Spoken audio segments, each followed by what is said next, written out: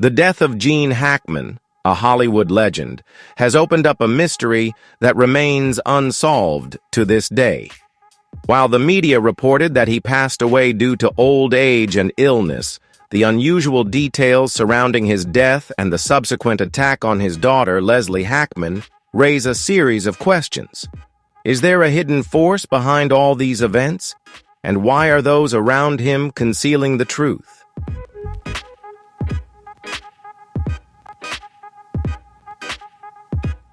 With a series of suspicious clues, the security system being disabled, and strange actions following Gene Hackman's death, this case becomes increasingly complex and puzzling. Who is truly behind all of this? And does Leslie Hackman, the only one left holding the secret, have the courage to expose the truth? If you find this story intriguing, leave a 1 in the comments. If you'd like to dive deeper into this mysterious tale, leave a 0 and join us as we explore the details in this video.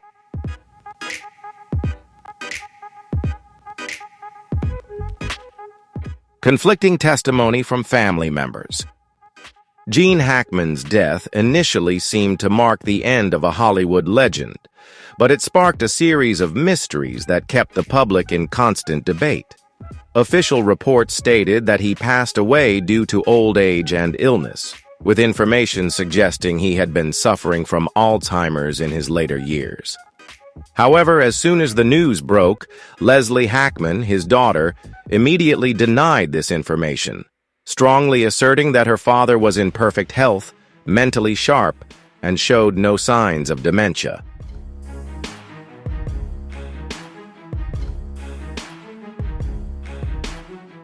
This contradiction was not just a simple mistake, but raised a bigger question. Was someone trying to hide the truth or even manipulate the story behind his death? The deeper one delves into the matter, the more unusual details become apparent. First, the security camera system in Gene Hackman's mansion was disabled right before his death. This is highly suspicious, as in similar cases involving celebrities, surveillance cameras are crucial tools for verifying the facts.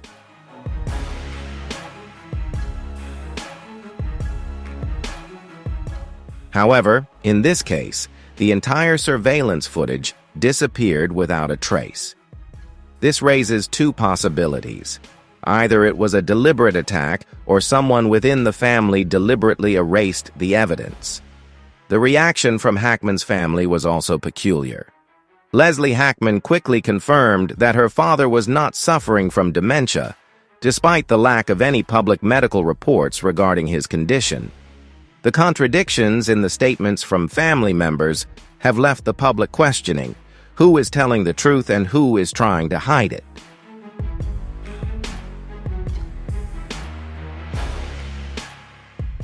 Hackman's daughter attack. After Gene Hackman's funeral, Leslie Hackman was attacked by an unknown assailant inside her father's house. What stood out was that the attacker left no clear traces behind. She was assaulted, yet no valuables were taken, which led to the theory that the target was not her belongings, but Leslie herself. Was this a warning to her? Could the person behind the incident have wanted to ensure that Leslie wouldn't reveal any crucial information about her father's death?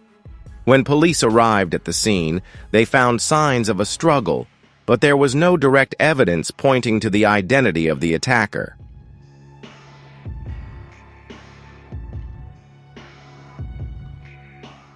In a subsequent interrogation, Leslie described the details of the attack. According to her, the stranger appeared from the shadows, moving quickly and forcefully, indicating that this was no ordinary thief. Notably, he had no intention of stealing or taking anything valuable from the house. His sole target was Leslie. He lunged at her with such force that she was knocked to the floor. Leslie fought back, creating a brief but intense struggle. She asserted that the attacker didn't say a word throughout the encounter, but there was a brief moment when he paused, as if contemplating whether to continue. Then, unexpectedly, he released her and fled into the night, leaving nothing taken from the scene.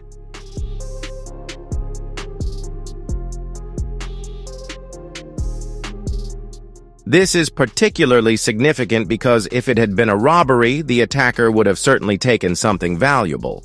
However, in reality, he took nothing and did not intentionally inflict serious harm on Leslie. This suggests that this was not a typical robbery, but rather an act resembling a warning.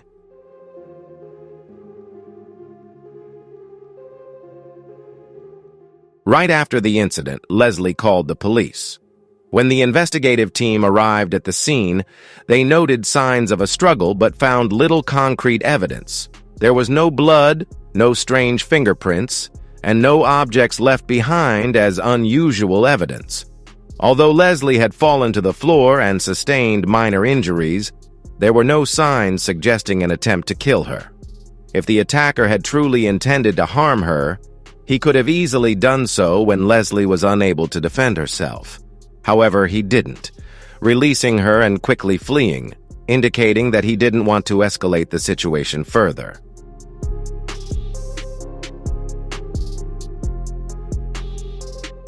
The police also questioned the deactivation of the security camera system just before the incident occurred. This clearly couldn't be a coincidence. Someone must have prepared in advance, understood the home's security system, and known how to cover their tracks. One of the initial hypotheses of the police was that the attack might have been related to a family dispute over Hackman's estate. However, there was no indication that Leslie had received any prior threats, nor was there any open conflict within the family involving her. This made the case even more unpredictable.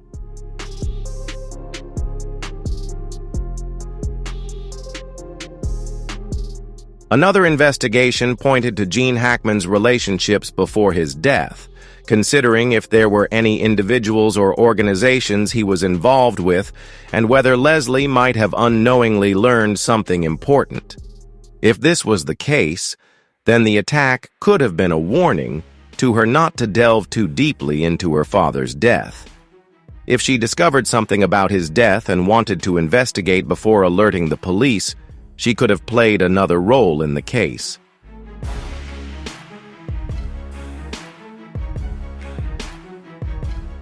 Conspiracy behind Leslie Hackman's attack. With a series of mysterious details surrounding Gene Hackman's death and the attack on Leslie Hackman, an important question arises. Who is behind these events? A notable theory suggests that Gene Hackman's death and Leslie's attack were not random events, but rather linked to some underground force. Based on what has happened, there are many signs indicating that a sophisticated plot is unfolding to conceal something Hackman may have known before his death.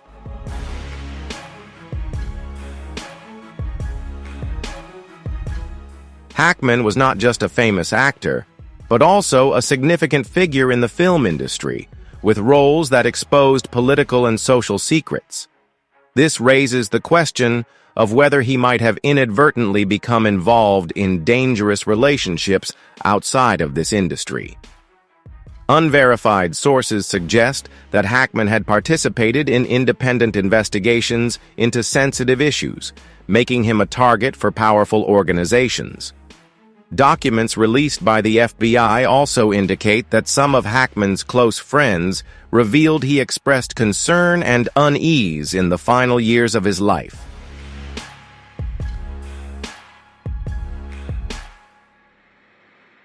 Gene Hackman, known for his discretion and avoidance of Hollywood scandals, became increasingly cautious in his final years. He once shared with a friend that there were things that should never be spoken of, but sometimes the truth needed to be revealed. These words not only reflect Hackman's inner anxiety, but also hint that he may have held a significant secret, one that he knew would be dangerous if exposed.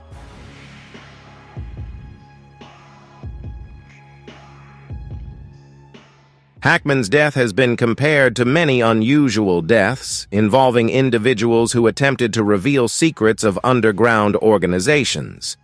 A prime example is Gary Webb, the investigative journalist who exposed the CIA's connections to drug cartels. Webb was found dead with 2 gunshot wounds to the head, and although the incident was deemed a suicide, Many believe he was murdered to silence him. Another case is Michael Hastings, the investigative journalist who uncovered military scandals, who died in a suspicious car accident believed to involve remote interference. If Hackman truly uncovered some secrets related to underground activities, finance, a political scandal, or even a government conspiracy, his death might not have been coincidental. Those behind it may have exploited his age and health condition to cover up the truth.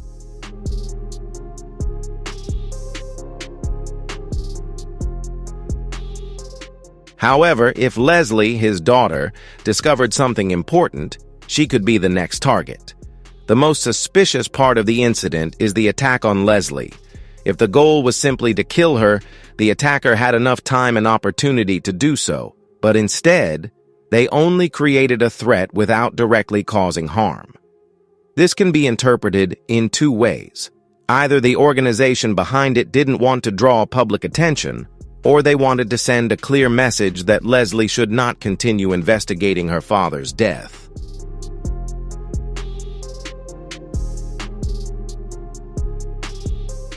Moreover, the disabling of the security system before the attack occurred is not a mere coincidence, but clearly indicates that the attacker had knowledge of surveillance technology.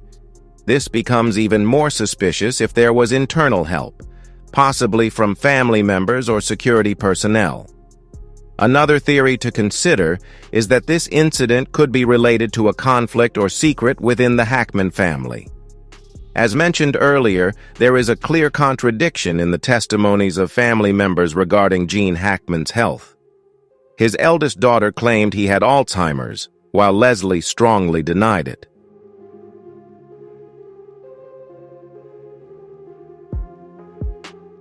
This contradiction is not just a matter of memory lapses or personal opinions, but could be a sign of an internal conspiracy to alter Hackman's will or control his assets.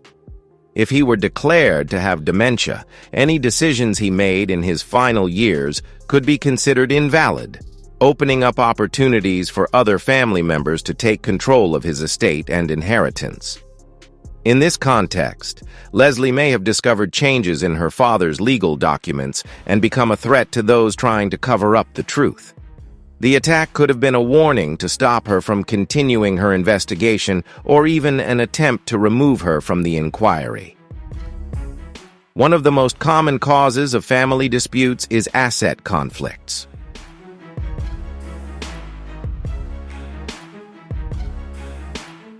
Gene Hackman's will. No one can deny that Hackman was one of the greatest movie stars of the 20th century, but alongside his fame, he also amassed a vast fortune, estimated to be worth tens of millions of dollars. His assets included real estate, film royalties, investment stocks, and undisclosed finances. One might imagine that after his passing, this legacy would be distributed transparently according to his wishes.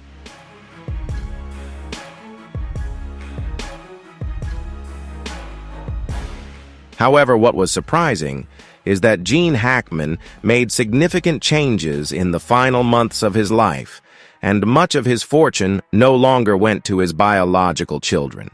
According to documents provided by Hackman's representative lawyer, a few months before his death, Hackman made notable amendments to his will. These changes not only affected how his estate would be distributed, but also raised a series of questions about the true motives of those behind these decisions. Previously, Hackman's will had divided his assets relatively equally among his children and several charitable organizations.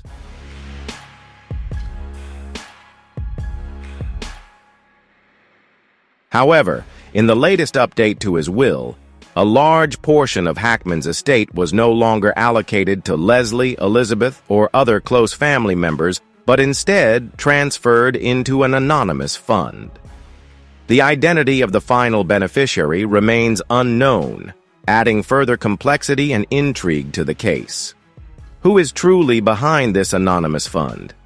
If Hackman genuinely intended to leave his fortune to an investment or charitable fund, why didn't he publicly name the manager or specify the purpose. Legal experts suggest that this fund could be a way to conceal the true identity of the actual beneficiary.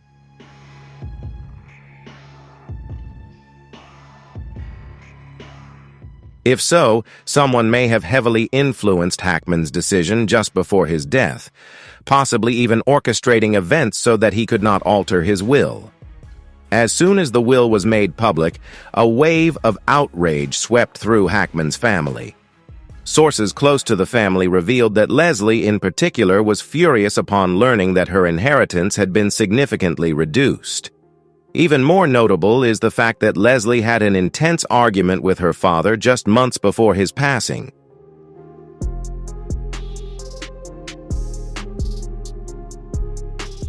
The argument between Leslie and her father, according to some witnesses, was directly related to the issue of inheritance. Their strained relationship over the years made it seem as though Leslie was attempting to intervene to ensure she received a larger share of the estate. Hackman's will was changed shortly thereafter, along with Leslie's strange actions following her father's death, leading many to question whether she had any involvement in his sudden passing.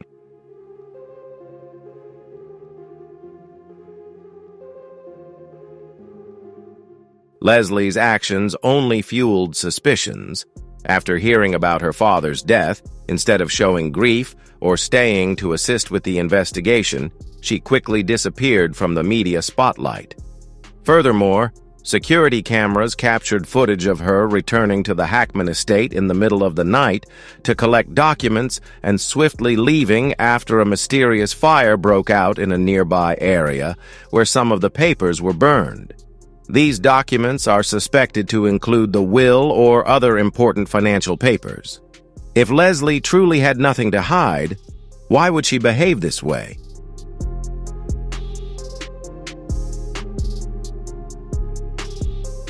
Not only that, but she also avoided cooperating with the police when they requested her assistance in the investigation regarding Hackman's estate. She provided numerous excuses to delay providing information, hired her own lawyer, and severed most communication with family members. The police also examined several unusual financial transactions in Hackman's accounts just before his death, and coincidentally, a large sum of money had been transferred into accounts linked to Leslie. This raises the question: could she have influenced Hackman's will for personal gain? And if so, was Hackman's death truly a natural event, or was there some kind of orchestrated plot involved?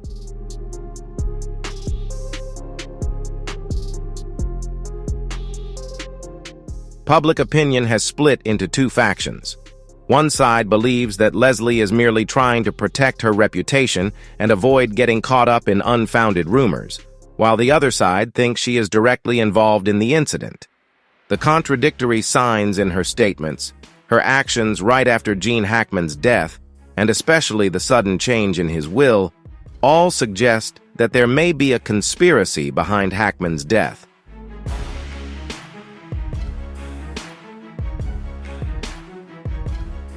If Leslie is truly not involved, why wouldn't she cooperate with the police? Why would she destroy documents and not react like a grieving daughter after her father's death? And why was she calm enough to have lunch with her sister right after hearing about his passing? These questions remain unanswered.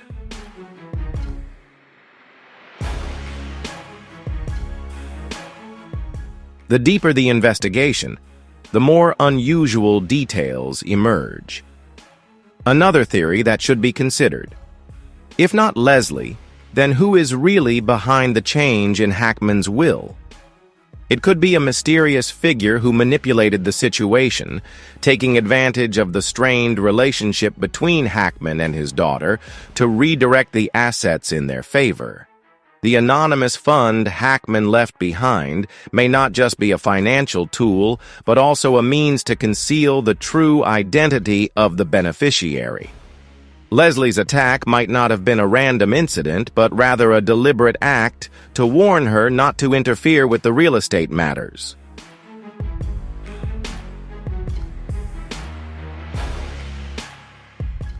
This is a common tactic in family cases involving large estates, using threats or violence to force a member out of the dispute. A final hypothesis could be related to Hackman's past. Although he was just an actor, Hackman participated in many films involving politics, crime, and conspiracies. If he inadvertently uncovered a major secret he wasn't supposed to know, such as a financial scandal or a corruption plot, his death may not have been coincidental. Dark forces might have wanted Hackman to stay silent forever.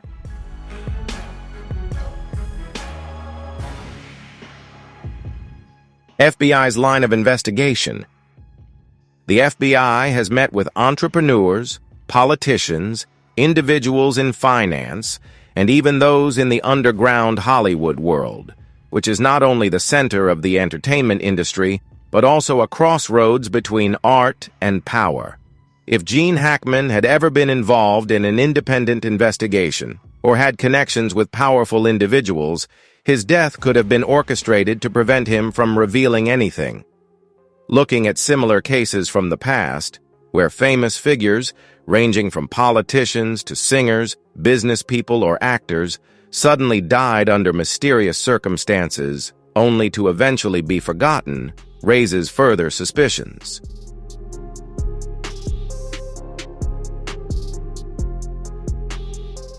Could Hackman have been the victim of such a conspiracy? If Gene Hackman had tried to reveal the truth before his death, then Leslie might be the only one left who knows about it. If she was told by her father what he discovered, she could be holding a secret that someone wants buried forever, and if she knows, she could also be in danger.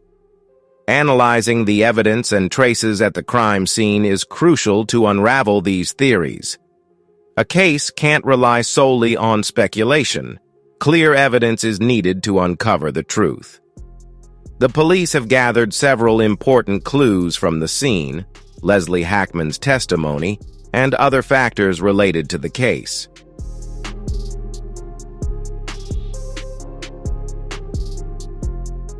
Here are the key points to analyze in order to find out who is behind this incident. When the police arrived at the scene of the attack at Gene Hackman's house, they found several suspicious signs. First, there were signs of a struggle, but the level of violence was low, suggesting that the attacker did not intend to kill Leslie, but merely wanted to threaten her. The belongings in the house were not significantly disturbed, indicating that the attack was not a break-in for theft. An important factor is that the security system had been disabled just before the attack took place.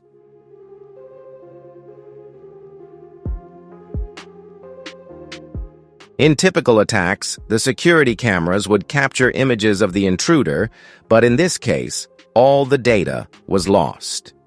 This suggests that the attacker had knowledge of technology or received help from someone within the family or someone with access to the security system.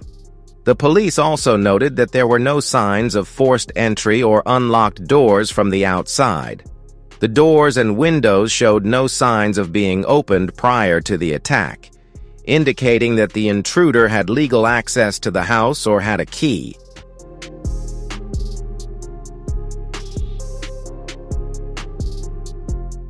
This raises the question of who let the attacker in, or whether Leslie was being watched and attacked immediately after entering the house.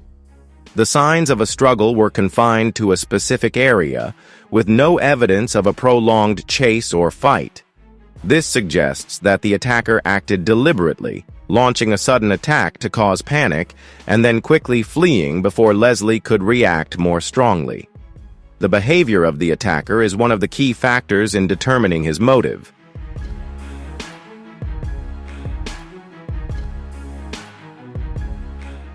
According to Leslie's description, the attacker didn't say a word throughout the encounter, which can be interpreted in two ways.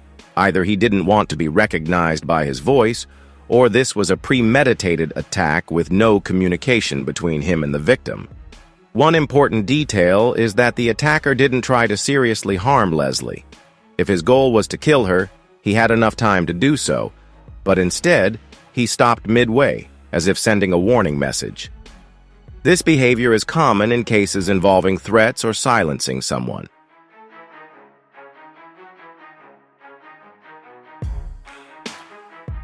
Witnesses indicate that the attacker left the scene without taking any valuables, suggesting that his motive was not financial. If this had been a robbery, he could have taken valuable assets from the house, but the fact that nothing was stolen points to a completely different motive, possibly to pressure Leslie into stopping her investigation into her father's death. Another possibility is that the attacker was hired to carry out the act, but hesitated at the last minute. If this had been a professional hitman, he wouldn't have stopped halfway. But if he was simply hired to send a warning message, his actions make perfect sense.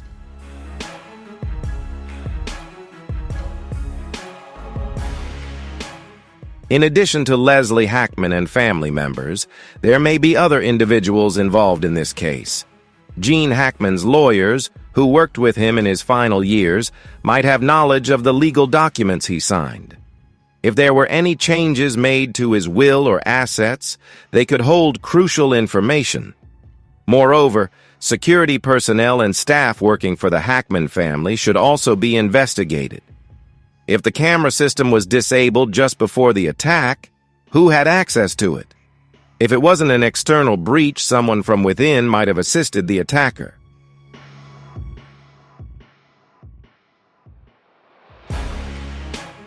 Another important point to consider is whether Gene Hackman encountered any legal or financial troubles before his death. If he had any investments or associations with questionable business organizations, his death might not have been entirely natural, but instead linked to powerful forces seeking to silence him. Despite gathering substantial evidence, there are still significant gaps in this case that remain unresolved.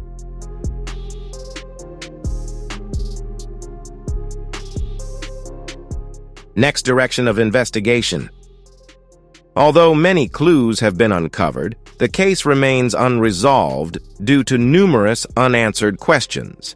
The traces at the scene, the disabling of the security system, and the attacker's behavior all indicate that this was not a random incident. To move forward with the investigation, there are several directions the police could continue to explore in order to uncover the truth behind Leslie Hackman's attack and Gene Hackman's mysterious death.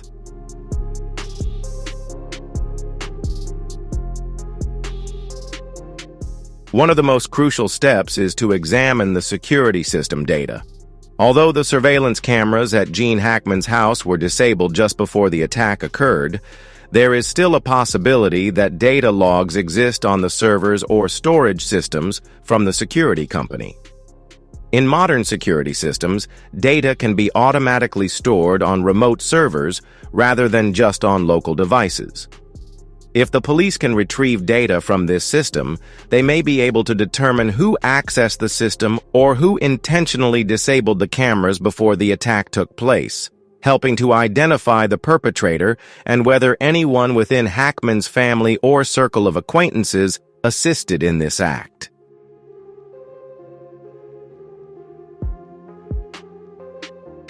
Another crucial line of investigation is to thoroughly examine Gene Hackman's legal documents. If there were indeed any unusual changes in his will or financial decisions before his death, this could be the primary motive behind the incident. One of the most suspicious signs is the contradiction in family members' testimonies regarding Hackman's health. If he was truly not suffering from memory loss, as some suggested, it's possible someone exploited his age to manipulate his assets. Reviewing his asset records, will, and financial transactions in the final months of Hackman's life will help determine if any unusual activities occurred and, more importantly, who benefited from these changes.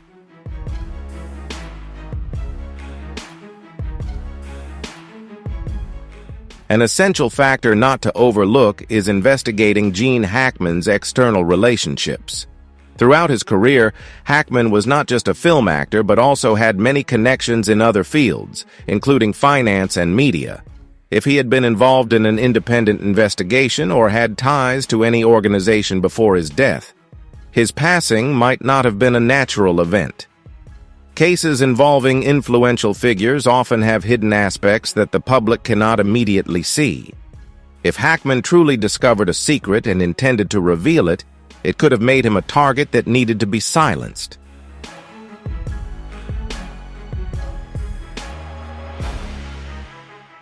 Additionally, an important aspect of the investigation is analyzing the psychology and behavior of the attacker. According to Leslie Hackman's testimony, the attacker did not intend to kill her, but only wanted to send a warning message. This could suggest that he was not acting alone, but was following orders from someone else.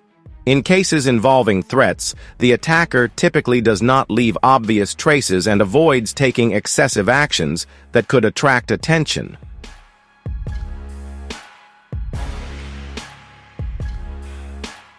If this was a murder attempt, the attacker had the opportunity to carry it out, but chose not to, raising the question of who had the motive to warn Leslie.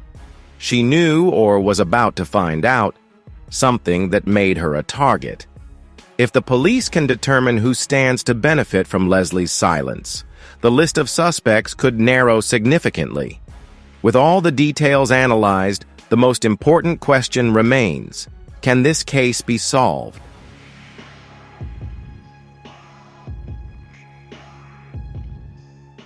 Currently, the case remains unclear. There are no specific witnesses, no direct evidence of the attacker's identity, and too many theories still being proposed. However, one thing is certain: Leslie Hackman is in danger. If she truly holds the secret of her father's death, she is likely to continue facing threats in the near future. This not only heightens concerns about Leslie's personal safety, but also suggests that certain forces are attempting to cover up the truth at any cost.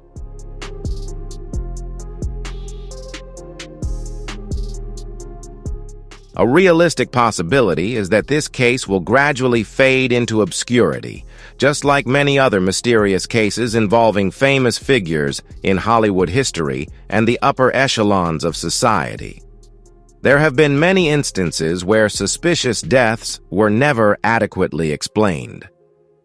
If those behind this case truly hold power, they could manipulate the investigation and ensure that the truth never sees the light of day. Distorting forensic results, bribing witnesses, or simply leaving the case unresolved are all scenarios that could very well unfold.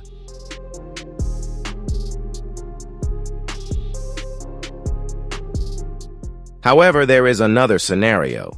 If Leslie is determined to pursue the truth and uncover concrete evidence about her father's death, this case could take a different turn.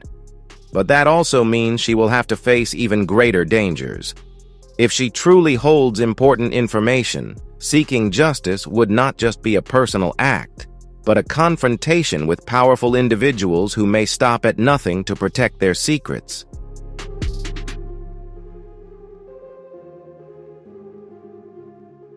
Could Leslie uncover the truth before it's too late? Are the current clues enough to unravel the mystery behind Gene Hackman's death? And more importantly, who is truly behind her attack? These questions may never have a clear answer, or perhaps one day a new piece of the puzzle will emerge and bring the entire case to light. But one thing is certain: the truth remains hidden, and those behind this incident will not make it easy for it to be revealed.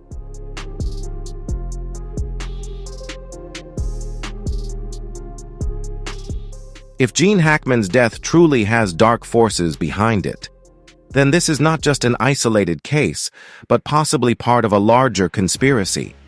A conspiracy where those in the shadows are willing to do anything to conceal the truth. But the most important question is, what will Leslie Hackman do? She could choose silence, accept her fate, and let the past rest, or she could continue searching for the truth, despite the dangers lurking around her. If she truly knows something about her father's death, her choice will determine everything. Will the truth ever be revealed? Or will it remain buried under the dust of time?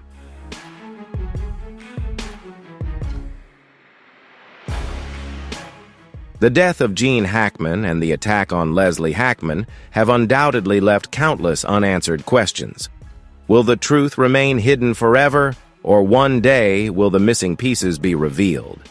What truly happened within the Hackman family? We can only know the answer if Leslie decides to continue seeking the truth, despite the dangers that lurk ahead.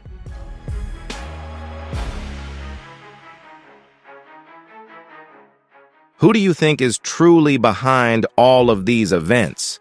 And will Leslie reveal the truth or accept letting the past rest? Leave your thoughts in the comments below. Don't forget to like, share this video, and hit subscribe so you won't miss any exciting and intriguing videos. See you in the next one. Gene Hackman's death was not only a tragedy, but also a deliberate exclusion. A bloody play orchestrated by those who knew too much about him. The FBI has just released a list of the most suspicious individuals, and it is more shocking than anyone could imagine. Friends, close associates, even family members betrayed Hackman, the ones who pushed him into eternal darkness. And what lies ahead is only one truth, and it will send chills down the spine of the entire world. If you are curious about the mysterious departure of Hackman and his wife, leave number 1, otherwise leave number 0 in the comment section below.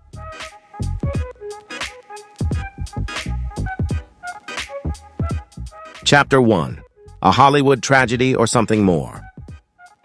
New Mexico. A cold morning. The wooden house where Gene Hackman and his wife, Betsy Arakawa, lived quietly under a gray sky.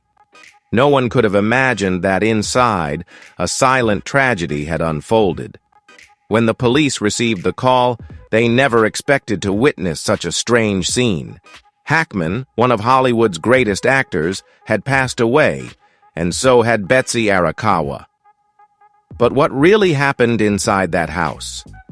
When the news of Hackman's death appeared in the papers, the public's first reaction was shock.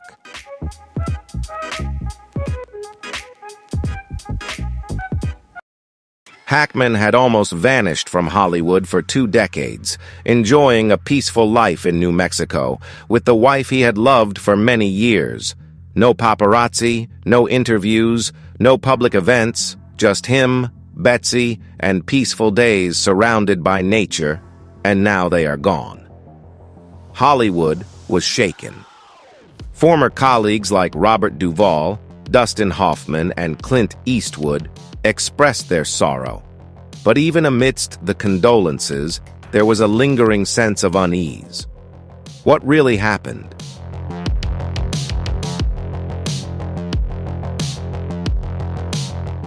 According to initial reports, Hackman died of heart disease. It is said that in his final week, he became disoriented due to Alzheimer's. No one found him until it was too late. Betsy Arakawa, his wife, was also found dead. The cause was identified as hantavirus, a rare disease transmitted by rodents. The two passed away just days apart. For many, this might seem like a tragic yet reasonable outcome. However, the police did not think so. They have not closed the case. There are still abnormalities. The first abnormality. How severe was Hackman's Alzheimer's in his final years?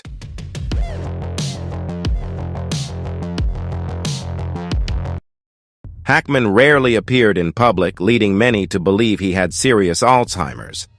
However, his friends and neighbors told a different story. It was stated that Hackman remained sharp.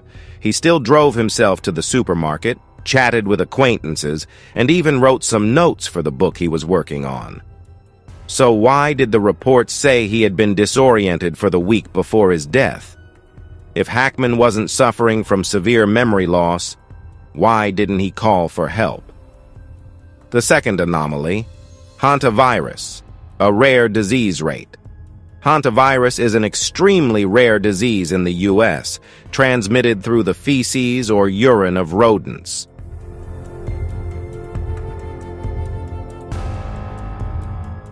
However, the number of deaths from the virus in the past decade could count it on one hand.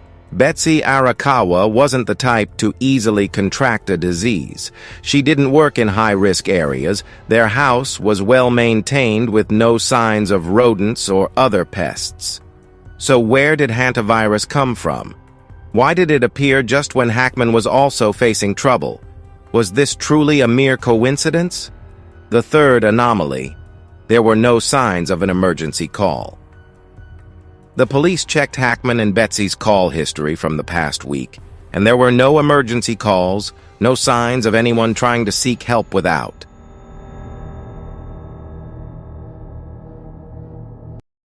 The feeling that if Hackman was so disoriented that he couldn't save himself, Betsy couldn't call for help, and if Betsy was seriously ill, Hackman wouldn't have noticed anything wrong. But both remained silent. No one called for help, and no one asked the neighbors for assistance. Why? What did the police say? Although the official cause of death was announced, investigators have not closed the case. An anonymous officer revealed to the media that there were gaps, contradictions, and until the police can find a reasonable explanation, they will continuing the investigation into what really happened inside the house of Gene Hackman and Betsy Arakawa. Will Hollywood accept that this was just a natural tragedy, or is there another truth being hidden?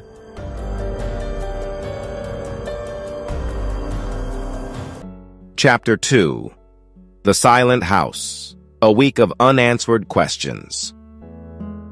The house, nestled amid the desolate landscape of New Mexico, was where Gene Hackman and his wife, Betsy Arakawa, had lived peacefully for many years.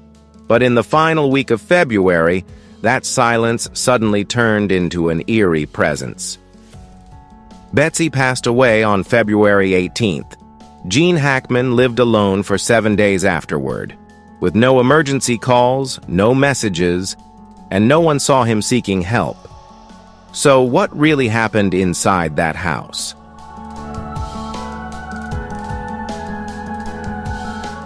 A 95-year-old man surviving for a week in complete silence. Despite being a Hollywood icon, a strong man with a stellar career, age does not spare anyone. The medical report stated that Hackman was disoriented due to Alzheimer's after his wife passed away. But this made the police even more suspicious.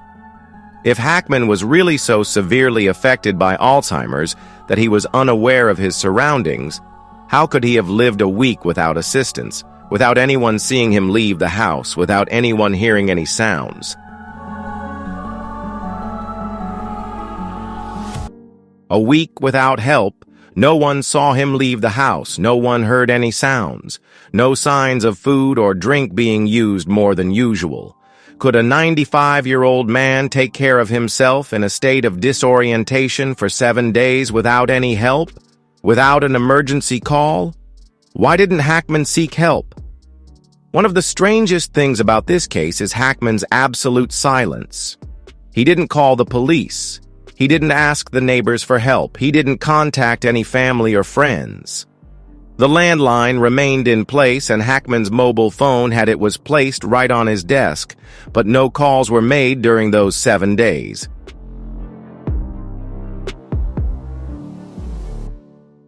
This wasn't a sudden accident. He had time to react. Why did Hackman do nothing?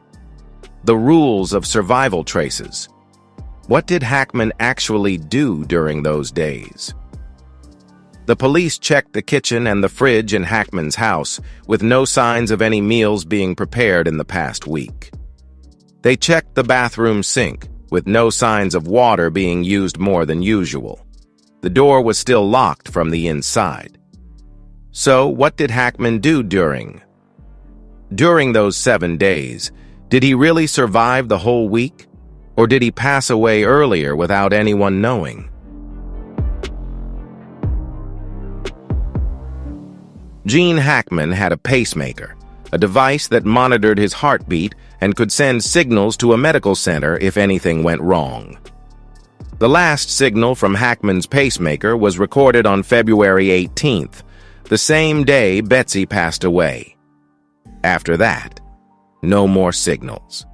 If Hackman truly survived until February 26th, why didn't the pacemaker record any further signals from his heart?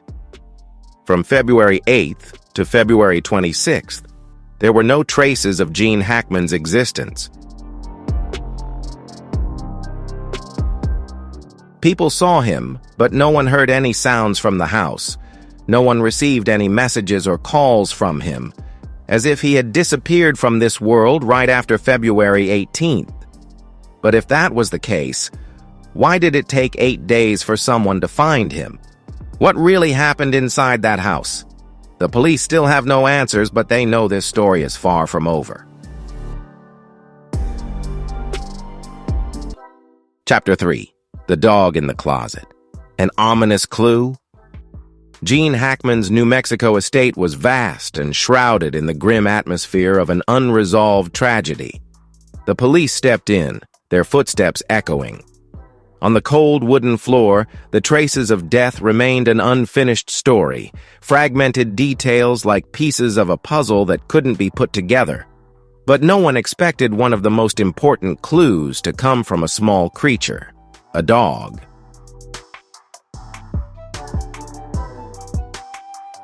During the investigation of the house, the police discovered something unusual in Hackman's main bathroom. A closet door was closed, no signs of forced entry, nothing suspicious. But when an investigator opened the door, a horrifying scene appeared before them. Inside, a small cage, Xena, the dog, was dead. The police were stunned. Xena did not die of old age or an accident, but had been locked in a confined space without water or food.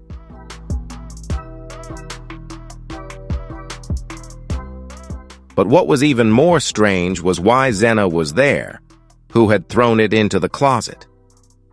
Gene Hackman had 3 dogs: Xena, a small dog closest to Betsy Arakawa, Bear, a larger dog with a strong appearance, and Nikita, another large breed dog. The odd thing was that only Xena had died, while Bear and Nikita were still alive, though they appeared frantic. Bear and Nikita avoided eye contact with humans, whimpering and showing signs, a sense of unease as the police approached, both dogs trembling, huddled against the wall as if they had witnessed something terrible. Dogs are highly instinctive animals, and they don't react like that without reason.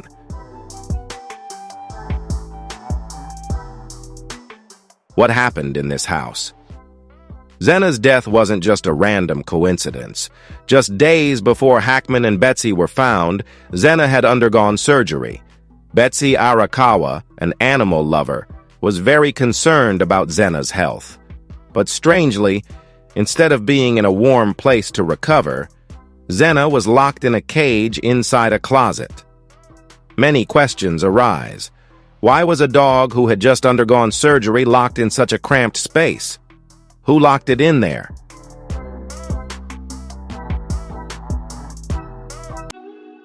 If Hackman truly was disoriented due to Alzheimer's, would he have been clear-headed enough to do this?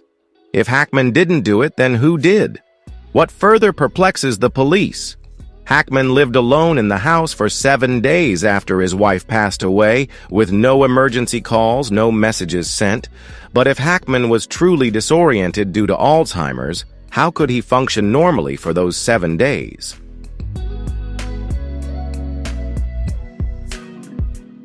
Moreover, Xena died during this time, meaning it was locked in the closet while Hackman was still alive. Did he do it? Or was it someone else who locked Xena in the closet? One of the theories the police proposed is that someone appeared in the house during this time. If Hackman wasn't clear-headed enough to lock Xena in the closet himself, then who did it? The police re-examined the entire crime scene for signs of a third party, but there were no signs of forced entry.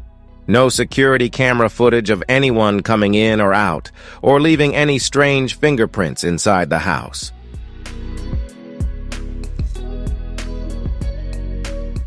If someone broke into the house, how did they do it and what did they do?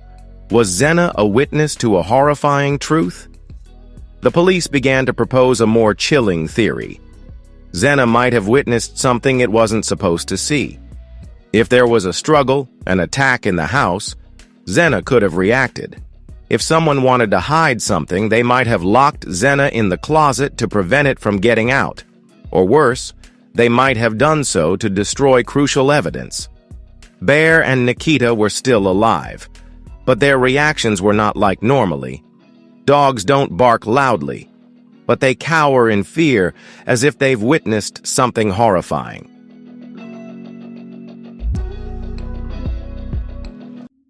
Normally, dogs don't bark loudly, but they cower in fear as if they've witnessed something horrifying. What really happened inside this house? Do the signs from Xena's surgery relate to this? Data from the veterinary clinic shows that Xena had undergone surgery just a week before being locked in the closet. Is this just a coincidence? What illness did Xena have? Did anyone interfere with its health? Did someone intentionally turn Xena into a factor in this case?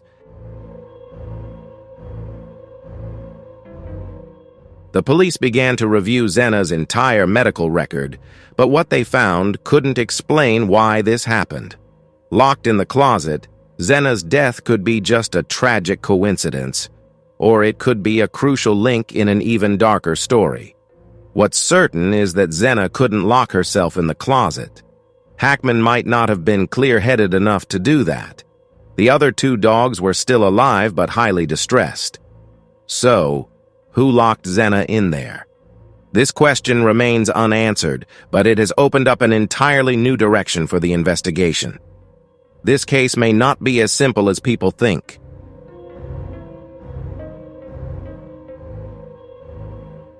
Chapter 4. The Cell Phone. Mystery. What did Betsy know? Gene Hackman's vast house in New Mexico, once a peaceful sanctuary, but now it's just a crime scene of mystery, where two people died without anyone knowing exactly what happened. All the clues lead to the same question. What really happened to Betsy Arakawa before she passed away? And to answer that question, the police began revisiting the most important clue: her phone.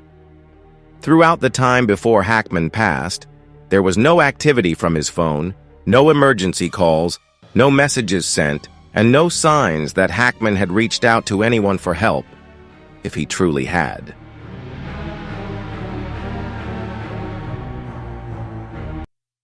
If he truly had Alzheimer's, as the official report stated, could explain why he didn't use his phone, but it also raises another suspicion. Was he truly completely disoriented, or did someone take his phone? If he wasn't clear-headed enough to use his phone, then who was in the house with him during that time? This became even stranger when the police began examining Betsy Arakawa's phone, and what they found could change the entire direction of the investigation. Betsy's phone was still there, placed right on the kitchen counter.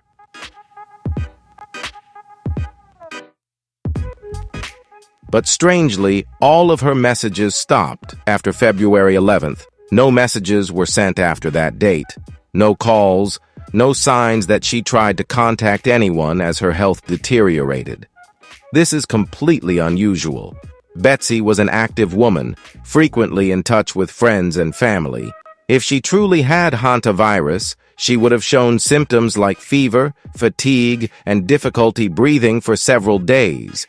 It's impossible that she wouldn't have reached out to anyone to talk about her condition, so why did all of her communication suddenly stop? If you feel these are suspicious, leave a 1, otherwise leave a 0 in the comments below.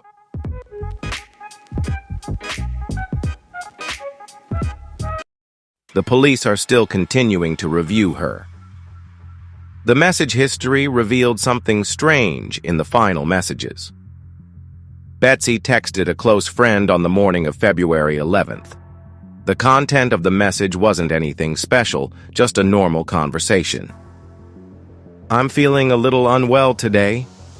Maybe just tired from talking." Later, Betsy's friend texted back to check on her but never received a reply. And then there was complete silence. This raises an important question. Was Betsy really just tired on February 11th, or was she feeling the signs of something worse?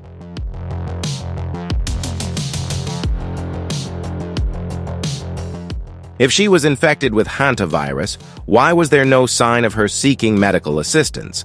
But more importantly, what did she do just before she disappeared for the last time? Betsy appeared on CCTV.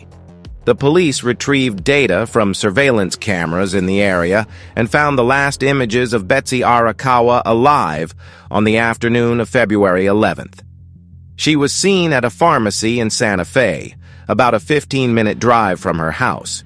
She was wearing a thick gray coat, bought some cold medicine, hand sanitizer, and a large bottle of water. She left the pharmacy around 3:40 p.m. She drove home. That was the last time she was seen alive. Why the pharmacy?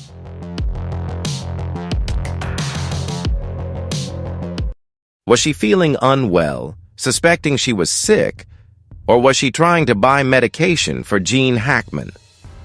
No one knows the answer. After Betsy left the pharmacy that afternoon, no one saw or heard from her again. No messages, no calls, no signs that she had contacted anyone. If Betsy truly had hantavirus, she would have shown symptoms for several days before passing. But if so, why was there no sign that she had tried to contact anyone? And an even more important question, what about her phone? Was it truly inactive after February 11th, or did someone erase the traces?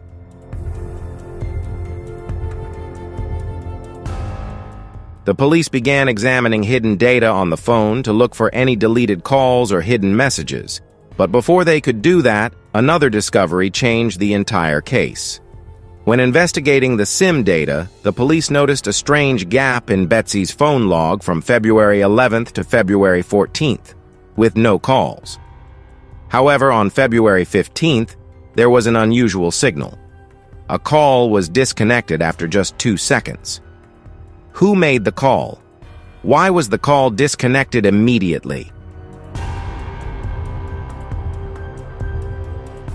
Was Betsy still alive on February 15th? Or did someone else tamper with her phone? These gaps couldn't just be a coincidence. The police began to suspect that Betsy had discovered something before she died. She had tried to contact someone, but was unable to. Did someone block her call? Was her phone manipulated to conceal the truth? The deeper they dug into the case, the more the police realized that things weren't as simple as they thought. Gene Hackman's death might just be part of a much larger mystery, and if Betsy's phone really tampered with means someone intentionally hid something, the only question is, what was it?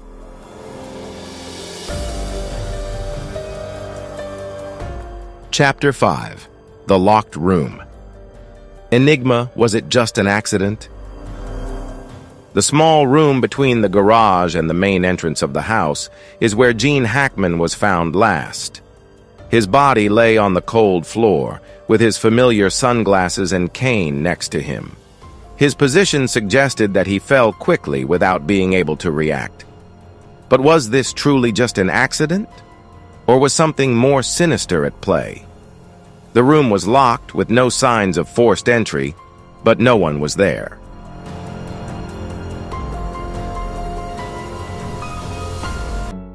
As soon as the police entered the scene, they realized something important. No signs of forced entry, no signs of a struggle, no objects were disturbed. Everything in the mudroom was intact, except for Hackman's lifeless body. The front door was locked from the inside, all the windows were closed, and the security cameras didn't record anyone coming or going that week. So, how did Hackman end up falling there? And if he was truly alone in the house for 7 days, why did no one receive any signs from him? Hackman's appearance when found.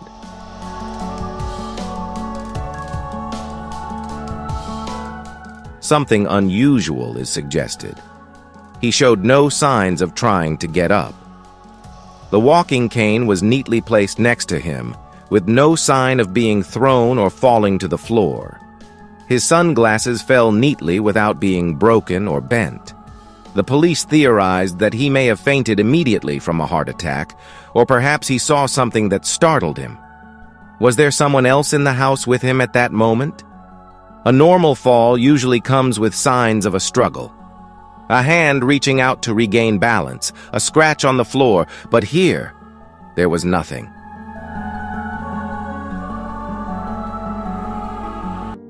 Hackman's house was in a secluded area, but even so, there were neighbors nearby. No one heard any sounds. No one heard any cries for help. No one reported any unusual activity around his house. So if Hackman had a heart attack, did he not have time to call for help? Why were there no calls from him that week? Or did someone deliberately do something to ensure he couldn't call anyone? The police reviewed his entire communication history, but found no signs of emergency calls. The biggest question is, who came and went without a trace?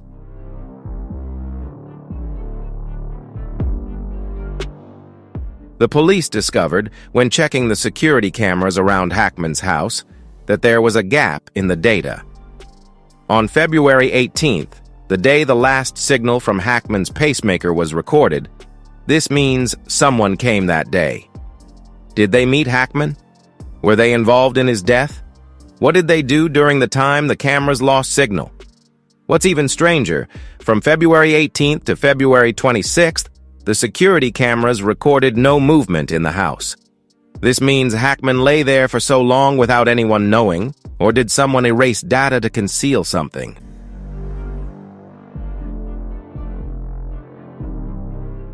An interesting detail. Why was Hackman wearing sunglasses inside the house? Did the light bother him, or was he preparing to go somewhere?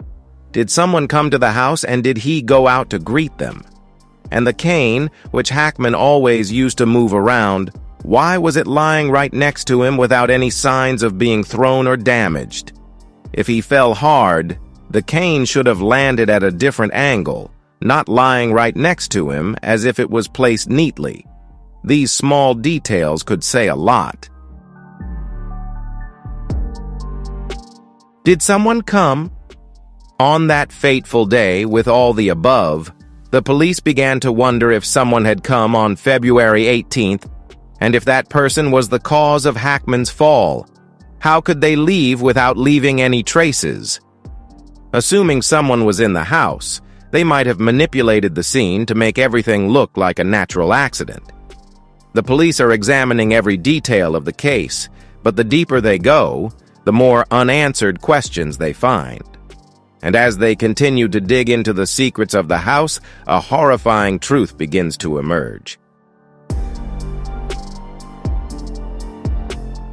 Chapter 6. The Final Loophole. What are they not telling us? They didn't tell us that Gene Hackman's house had become a ruin, the walls still standing, but the mystery inside remains unsolved.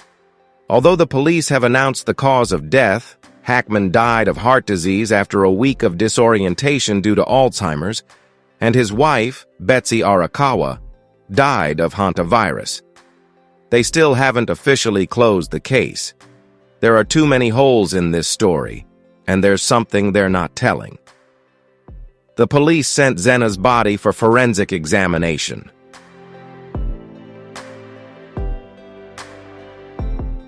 Anyone who has ever owned a dog knows one thing. If something happened inside the house, they would have reacted.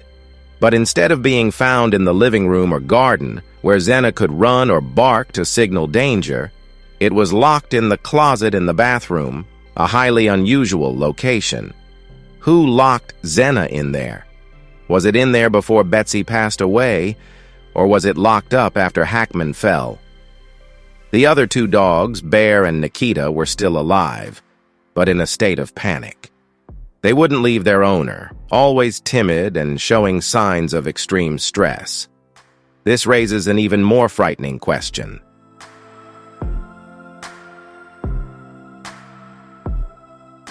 The question is, what happened inside the house that the three dogs sensed? And if Zena was truly poisoned, could this be evidence that someone intentionally orchestrated everything?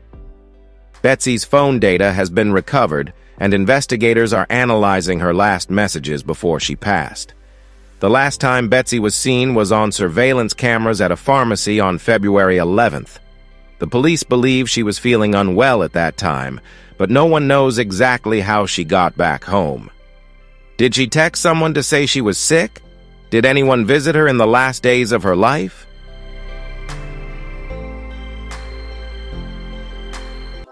Did Betsy try to call for help but no one responded? Strangely, after February 11th, her phone didn't work. No calls, no messages, no sign she had contacted anyone. An unusual silence. Hackman's phone was also completely empty, with no calls in the 7 days after his wife passed. Does this make sense? An Alzheimer's patient might forget many things, but the survival instinct remains.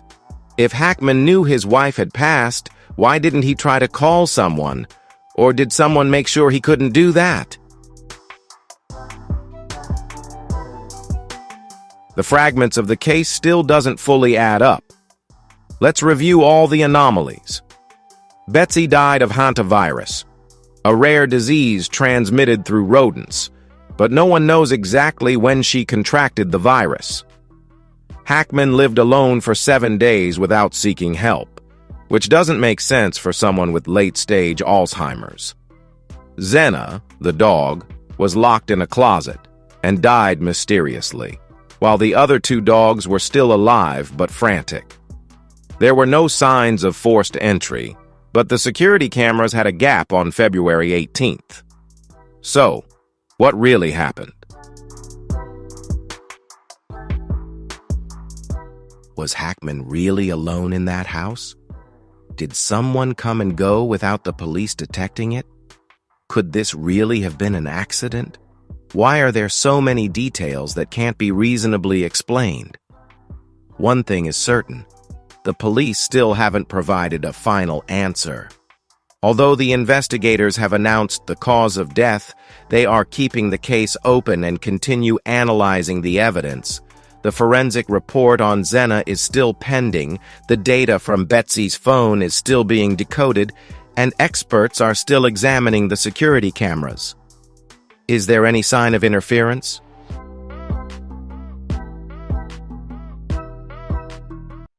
If this truly was a series of random tragedies, why hasn't the police closed the case? The biggest question remains. Were Gene Hackman and Betsy Arakawa simply victims of a cruel fate, or is there something darker being concealed? The case remains open and may never be closed. There are 2 major gaps, too many details that can't be reasonably explained. Is this really a random tragedy, or is there a horrifying truth being hidden? The police are waiting for the final investigative results, but the biggest question still is, do we truly want to know the truth? If you like this content, please leave a comment and don't forget to support us by liking, sharing, and following us to receive the next videos. Gene Hackman wasn't just a Hollywood icon, he was a powerhouse. With iconic performances in The French Connection and Unforgiven, he left an indelible mark on cinema history. Yet after dominating the screen for over 40 years, he disappeared quietly. No farewell tour, no retrospective celebrations, just a sudden, lingering absence. Beneath that silence lies a story of guarded secrets, fractured relationships, and a life deliberately kept in the shadows.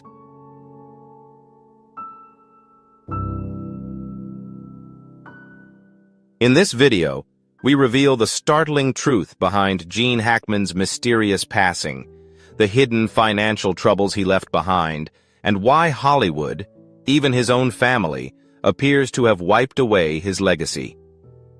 Was it just the inevitability of old age? Or is there a deeper, more unsettling secret at play? If you're intrigued, drop a 1 in the comments. If not, leave a 0. And make sure to subscribe and hit the notification bell for more jaw-dropping revelations.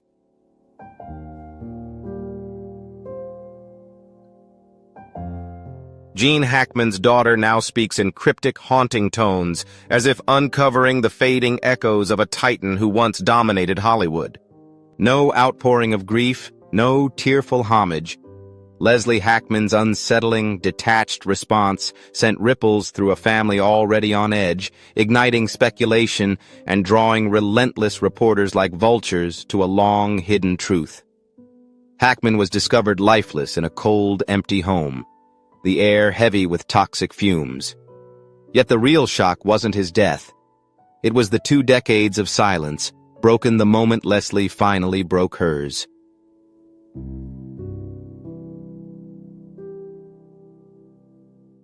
The daughter who once stayed hidden now stands at the center of a storm. Yet instead of mourning, her words pierce like knives, unraveling a harsh reality no one wanted to confront. Leslie Hackman isn't honoring Gene Hackman's legacy. She's dismantling it, reducing it to a shadow of its former glory. Beneath her cold stare and cryptic remarks lies a chilling secret, one that could rewrite everything we believed about her father.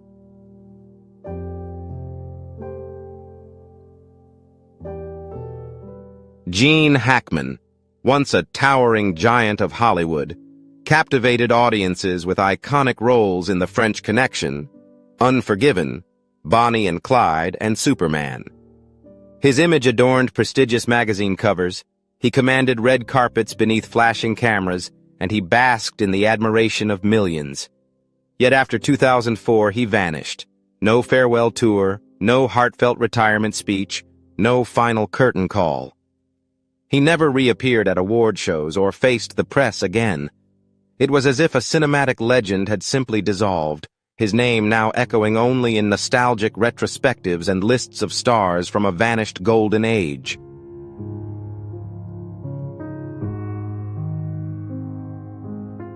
He pulled back even more, allowing time to quietly blur his once brilliant legacy from Hollywood's glaring spotlight. In search of peace, Hackman and his wife, Betsy Arakawa, 31 years his junior, retreated to Santa Fe, New Mexico. Their $3.8 million sanctuary, nestled among the mountains, became their entire world. No red carpets, no paparazzi. Just the 2 of them, 3 devoted dogs, and the gentle, unhurried passage of days, far removed from the clamor of stardom.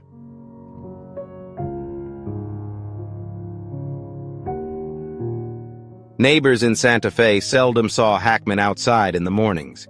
Instead, he sat quietly on his porch, coffee in hand, gazing out at the distant mountains. The imposing figure once commanding the screen in a sheriff's uniform had softened into that of a weary old man, his sunken eyes heavy with untold stories.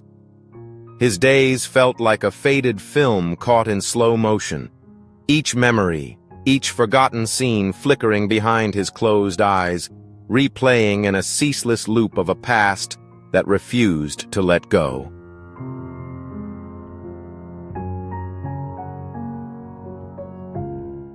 Betsy Arakawa, once viewed with doubt by Hackman's family, became the one who stayed by his side the longest. She cared for him with the attentiveness of a dedicated nurse, making sure every pill was taken, every meal prepared.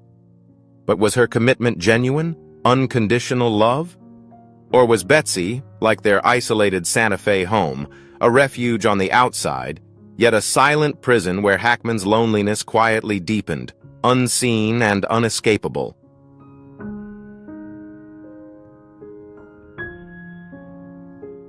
Close friends who visited Hackman observed a striking transformation after his retreat from Hollywood. He spoke little, steered clear of discussing his career, and never revisited his own films. Any new scripts that managed to reach him were quickly dismissed, often by Betsy before he even had a chance to see them. In a rare interview, Hackman confessed, "I haven't watched my films in years. They're part of the past. They don't belong to me anymore."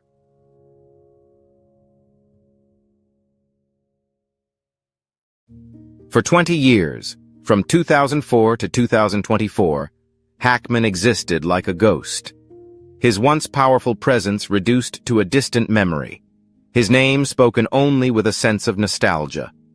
No lavish galas, no red carpets, no interviews.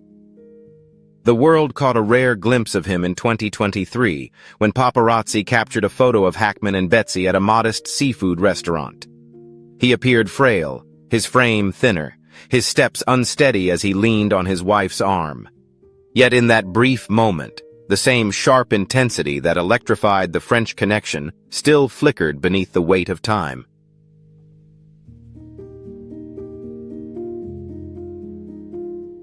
Neighbors remember Hackman's house as mostly closed off, its stillness rarely disturbed. Yet on some late nights, muffled arguments seeped through the walls, fragments of tension no one could fully discern. All they knew was that Betsy always seemed to have the last word. An unsettling aura clung to the home, an unspoken heaviness that made passers-by uneasy, as if the very walls guarded secrets too burdensome to be exposed.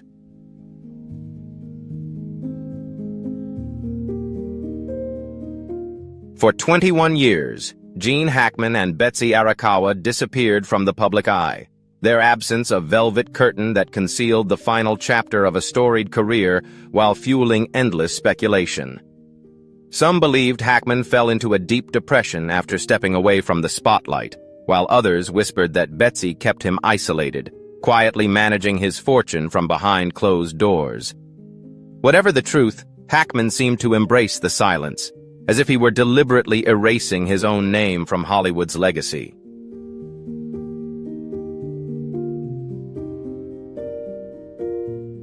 In Hollywood, disappearing didn't mean being forgotten, but for Hackman, it was a deliberate act. He refused interviews, ignored invitations, and even declined a Lifetime Achievement Oscar. To many, it was a mystery. Why would a man who dedicated his life to his craft turn his back on it so completely? His silence wasn't just a retreat. It felt like a warning. No one who spent 4 decades under the spotlight could vanish without a trace. What was he hiding? A buried family secret? A shocking will? Or a pain so profound that not even his first wife, Faye Maltese, or his 3 children ever uncovered the truth?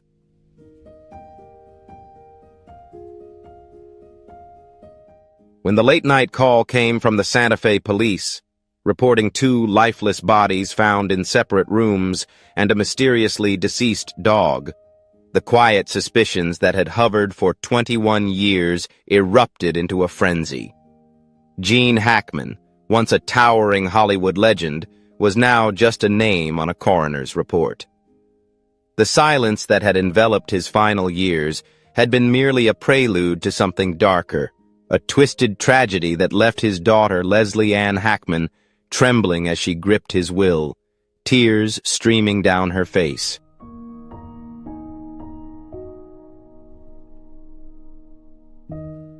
The winding dirt roads leading to Gene Hackman's isolated estate on the outskirts of Santa Fe held an eerie, almost forgotten stillness. Unlike the sunlit glamour of California or the brisk air of the East Coast, the high desert sun seemed tired, its faded light more a silent observer than a source of warmth, patiently waiting for something to fracture and fall apart.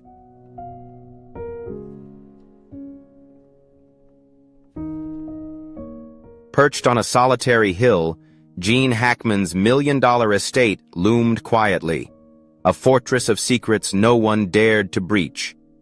Neighbors rarely saw the couple. No leisurely walks, no weekend get-togethers, no appearances at the local church or bustling farmers' markets.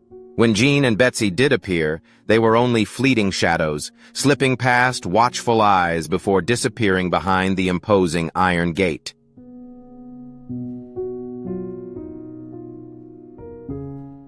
They say that at dawn, just as the sun began to edge over the mountains, Betsy would quietly step outside with the aging dog. She moved carefully, her gaze sweeping the still, empty landscape, as if wary of unseen eyes.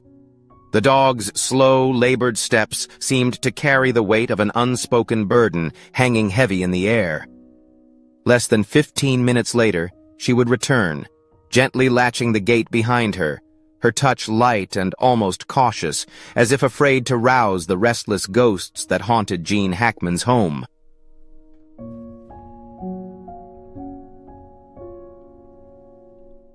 As Gene Hackman's heart weakened, his world shrank to the narrow confines of his home. The only outsider permitted inside was a middle-aged delivery woman, her face lined with quiet sorrow. She never lingered, speaking just a few brief words before leaving. Once, in a low voice, she confided to a neighbor, "They're hiding something. Something big that no one knows." Betsy Arakawa, guarded and intensely private, kept the outside world at a distance. Beyond Gene, she had no close connections, only the heavy, lingering silence that clung to their secluded home like a shadow.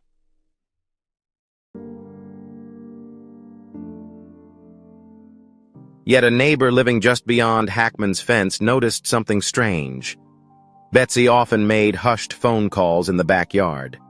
Her voice was too low to fully catch, but now and then fragments drifted through the trees. "He's getting worse. No, we can't let anyone know. This house isn't safe." Every call ended the same way, with a long, weary sigh as if she carried an unbearable burden. Who was on the other end? A family member? Or someone privy to the Hackman family's most guarded secrets? No one knew. But as the calls grew more frequent, the worry etched on Betsy's face only seemed to deepen.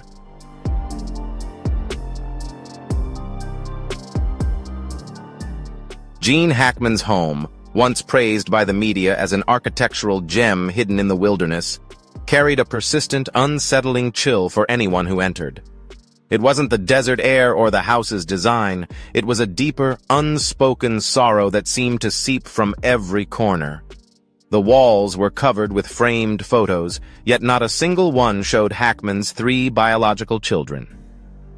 Instead, only images of him and Betsy filled the space, a meticulously curated collection of their shared memories, as if the past had been deliberately erased.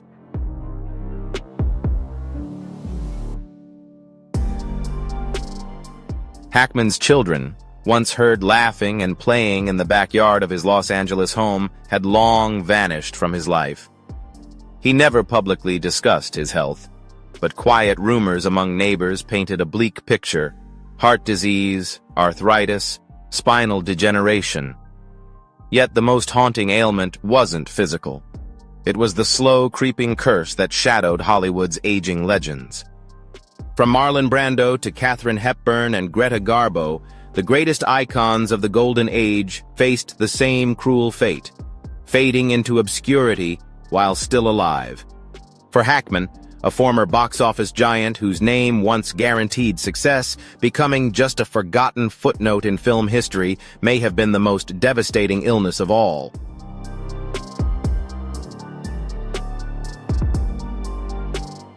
Betsy once confided in a neighbor during a rare conversation, "Gene doesn't watch his old films. He says they belong to another life." With those words, Hackman severed his last connection to Hollywood, leaving his past behind like a discarded script. Yet every night, as the house fell into silence, Betsy would glimpse him standing by the bedroom window, staring out at the distant mountains, quietly murmuring to himself. Those whispers weren't just the wind or fleeting illusions. They were fragments of unfinished conversations between Gene Hackman and the man he used to be, the one who once commanded the screen, convinced his reign would never end. But when the doors closed and Hollywood's glow dimmed, all that remained was an aging man, lost in his million-dollar home. Beyond the iron gates, the world moved on, unaware that Gene Hackman still lingered, his whispers the last fading echoes of a legend yearning to be remembered.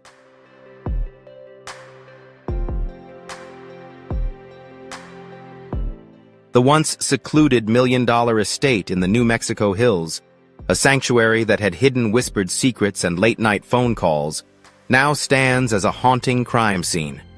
Red and blue police lights flash against the adobe walls, casting ghostly shadows across the quiet desert night. Neighbors gather behind wooden fences, their murmurs mingling with the wind, trying to make sense of the mystery unfolding inside a home that had been silent for so long. The police weren't drawn by frantic calls or desperate screams, only by an unsettling stillness that had settled over the house. It was the drug dealer, a weary-faced woman from down the road, who noticed it first. That unshakable stench. Not just decay, not just chemicals, but something far more unsettling. A suffocating odor that clung to the air, a silent warning that whatever lay inside had been waiting to be discovered.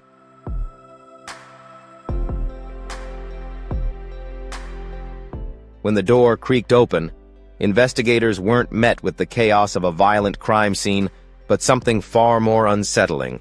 Absolute, suffocating silence. Gene Hackman and Betsy Arakawa lay in separate rooms, their bodies in different poses, yet united by the same eerie stillness. Hackman rested on his back atop the bed, the blanket carefully pulled up to his chest, as if he had simply slipped into sleep after a long, exhausting day. His eyes were closed, his mouth slightly open. No bruises, no signs of struggle, no visible pain. Just the haunting stillness of a man who had quietly slipped away, leaving only silence behind.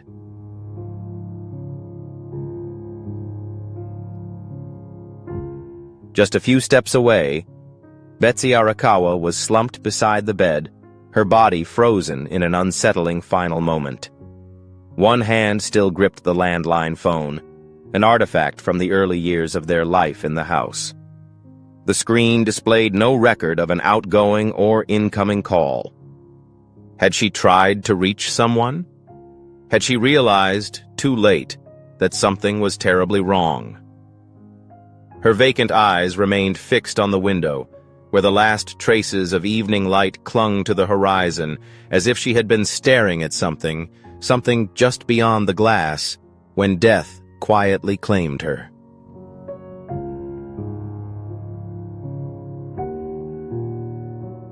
When the police arrived, Gene and Betsy's 3 dogs were still inside. 2 of them were alive, trembling near their owners' lifeless bodies, their eyes red and weary, reflecting a fear they couldn't understand. But the oldest dog, the one Betsy walked each morning, lay dead in the hallway between the 2 bedrooms. There were no signs of struggle, no blood, no visible wounds. It appeared to have simply laid down and never risen again. But why did 2 survive while 1 did not? Was the gas not potent enough to kill them all, or had something occurred before the fumes filled the house? A tragic accident, or a calculated decision?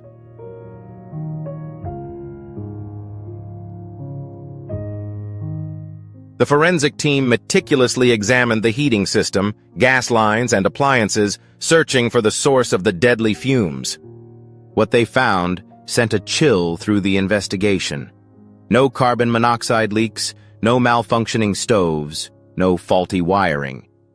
The toxic gas that had filled the house hadn't resulted from any natural failure. Then came the most disturbing revelation: traces of hydrogen sulfide, a poisonous gas with a sickening stench of rotten eggs, yet nearly undetectable in low concentrations. But where had it come from? It wasn't seeping from the plumbing or rising from the drains. Instead, the evidence suggested something far more sinister. It had been introduced deliberately, either from outside the house or, more disturbingly, from within.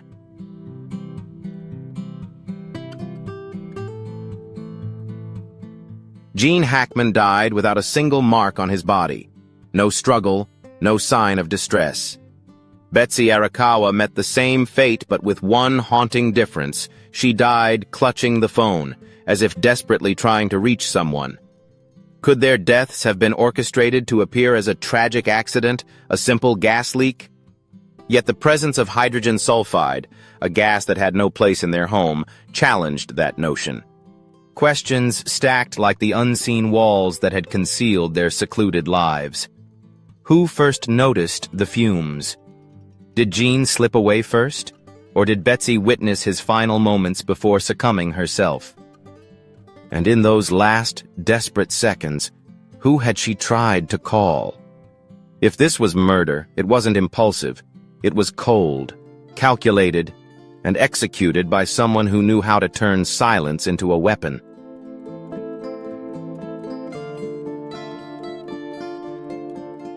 The bitter twist of fate was that Gene Hackman's children, despite their estrangement from their father, had long braced themselves for the inevitable. At 94, his passing felt like a matter of time.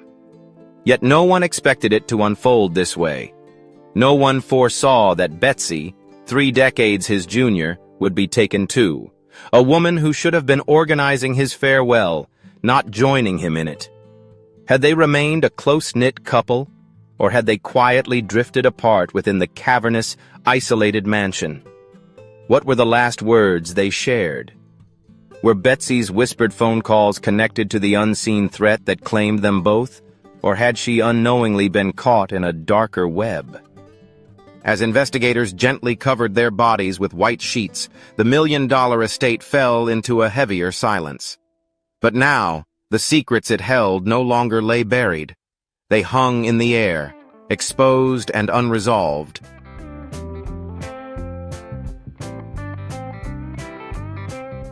Gene Hackman and Betsy Arakawa's funeral mirrored the quiet isolation of their later years. No media frenzy, no glaring spotlights, just a small circle of family gathered in muted grief. Yet behind the solemnity, unease crackled. Glances darted cautiously between those present, silent questions lingering unanswered. The shock of losing both Gene and Betsy so suddenly was disconcerting enough, but the real jolt came when Hackman's personal lawyer stepped forward. The atmosphere thickened. Just months before their deaths, Gene had revised his will, not a simple reallocation of assets, but a labyrinth of unexpected financial maneuvers, obscure investments, and perplexing transactions. More troubling, however, were the long-hidden family tensions the will exposed, old wounds left to fester, now poised to tear open in the wake of loss.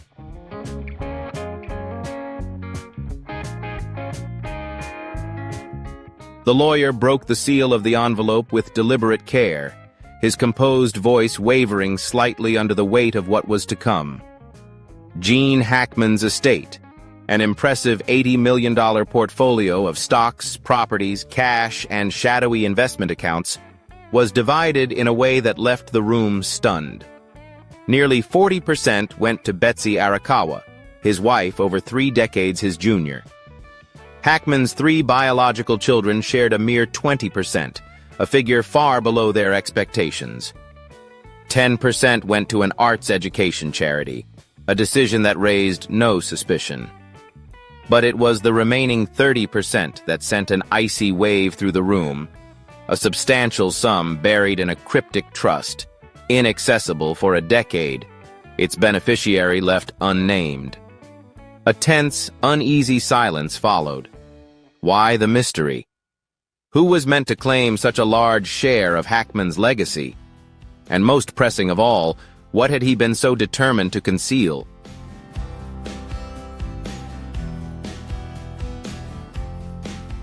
Who was the unknown beneficiary, and why had Gene arranged his estate with such deliberate complexity? The lawyer's explanation unraveled a crucial detail. Because Gene and Betsy had died almost simultaneously, the exact sequence of their deaths couldn't be confirmed. According to New Mexico inheritance law, when no clear order of death can be determined, it's as though both parties passed away together. As a result, Betsy's inheritance didn't transfer to her own family. It cycled back to Gene's estate. In an instant, the landscape of the inheritance changed. The 3 children, originally left with a modest 20%, now had a claim to a much larger portion of the estate. Yet, it wasn't that straightforward. Betsy, whom they had never fully accepted, remained an inescapable presence. her influence etched into their father's will. At the funeral, they held their emotions in check, faces composed and unreadable. But in the privacy of the lawyer's office, long-buried grievances, simmering resentments, and years of unspoken betrayal erupted, transforming Gene Hackman's final legacy into a battlefield of clashing interests.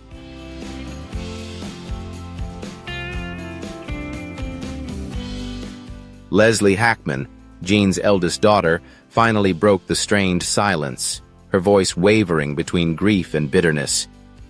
"Betsy was never our mother.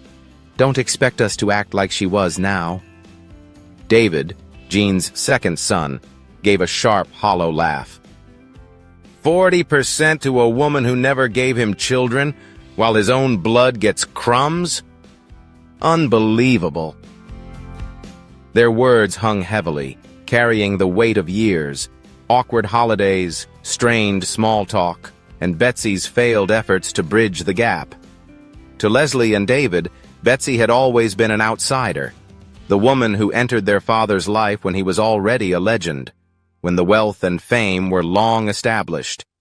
To them, she'd been fortunate, a beneficiary of timing more than love. Yet for Gene, Betsy had been his anchor, the person who stayed when the spotlight faded, when the industry's applause quieted to silence. Had he genuinely trusted her, or had those carefully crafted clauses in his will masked deeper doubts? The truth, it seemed, lay hidden with the unknown beneficiary, waiting to be revealed, threatening to unravel everything they thought they knew.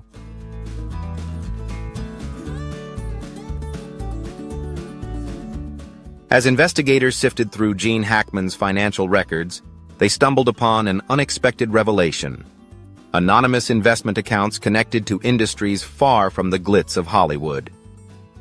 Despite never publicly expressing interest in cryptocurrency, Hackman had significant stakes in companies focused on artificial intelligence and biological data. Yet the most startling discovery came from a recent, discreet transaction. Just weeks before his death, Hackman had quietly funneled nearly $2 million into an offshore account in the Cayman Islands. Why would a retired actor, approaching the twilight of his life, suddenly move such a substantial amount? Was it a calculated investment, a protective measure, or a last effort to conceal something he knew he wouldn't have the time to fully explain? The mystery deepened. Had Gene Hackman been involved in something far more complex than anyone had realized? Or was this the final unspoken chapter of a life spent in the public eye, yet never fully known?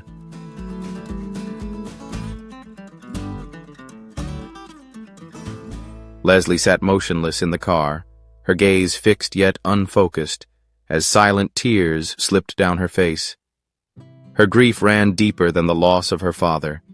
It was the shattering realization that the man she had idolized, the father who once shared popcorn and movies with her on quiet Sunday afternoons, had lived a life veiled in secrets. The warmth of his presence had concealed a labyrinth of hidden accounts, enigmatic investments, and financial maneuvers that felt more like a riddle than a legacy. "Maybe we never really knew him," Leslie whispered, her voice barely audible over the steady hum of the engine. The multi-million-dollar inheritance, instead of being a bond that held the fractured family together, had become a weapon, severing what little connection remained. A vast fortune left behind, but at a price no wealth could ever mend.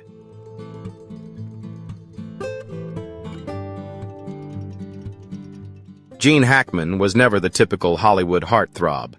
He didn't have the sculpted looks of a leading man or the effortless magnetism of the romantic idols of his time. What set him apart was something much more elusive, an intense, undeniable presence. Hackman wasn't merely an actor, he was a force of nature, commanding each frame with performances that left an indelible mark on cinema. In the 1980s, as part of Hollywood's elite in the Glorious Seven, he stood as a king without a crown. From The French Connection to Mississippi Burning and Unforgiven, Hackman didn't just portray characters, he lived them. He was the rugged, unyielding essence of American identity, the weight of a fading dream etched into the lines of his face. Through him, audiences glimpsed the grit of a vanishing era, the slow erosion of the American dream, and the silent despair of those left behind. And then, much like those forgotten souls, he quietly slipped into the shadows, leaving behind a legacy that still resonates.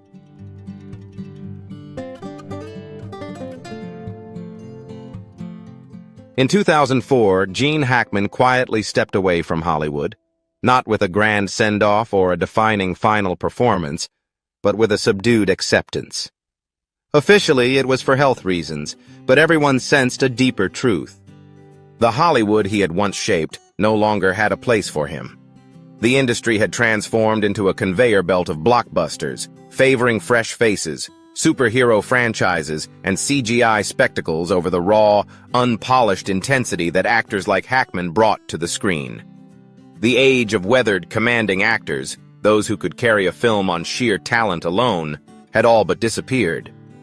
Producers who once vied for Hackman's presence stopped calling. Directors who had admired his craft now pursued the next easily marketable star. Hackman didn't just retire.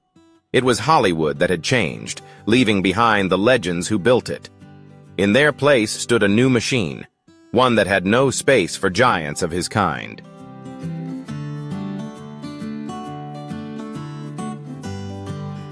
After leaving Hollywood, Gene Hackman and Betsy sought refuge in New Mexico, a place far from red carpets, star-studded galas, and the echoes of a career that had shaped cinema history. Many wondered why a legend of his caliber would choose such a secluded, unremarkable life. The answer was both simple and heartbreaking. In Hollywood, he was no longer needed. In New Mexico, no one knew who he was. What began as a peaceful retirement in a luxurious desert villa slowly transformed into a gilded cage. Hackman and Betsy lived in near total isolation, their connections to the outside world fraying year by year. Interview requests, once plentiful, dwindled until they vanished completely. No Lifetime Achievement Awards arrived, no grand tributes celebrated his contribution, no final acknowledgement of a man who had once defined a generation of filmmaking. Hollywood had moved on, and the media followed, quietly erasing his name from its history books. Gene Hackman wasn't just forgotten, he had become invisible.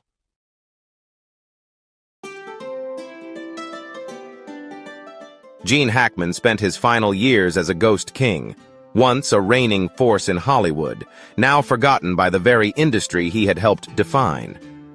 The harshest truth was that his most powerful, most genuine performance would remain unseen. There was no script to guide him, no director to capture his essence, just the quiet of four walls, a few aging dogs, and a wife who watched the daily, silently witnessing the slow unraveling of the man she had once adored. Hackman had never feared death. He once confessed, "If I die alone one day, I won't be surprised. That's the fate of those who linger too long in the limelight." Yet his departure felt like more than the natural end of a long life. It felt like a verdict. A quiet, unyielding sentence handed down by an industry that had no tolerance for age, no space for those who refused to conform to its relentless demands. Hackman didn't simply fade away. He was cast out, punished for daring to live life on his own terms.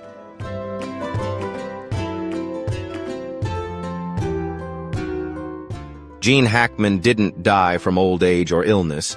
He died because Hollywood had already discarded him long before his heart gave out.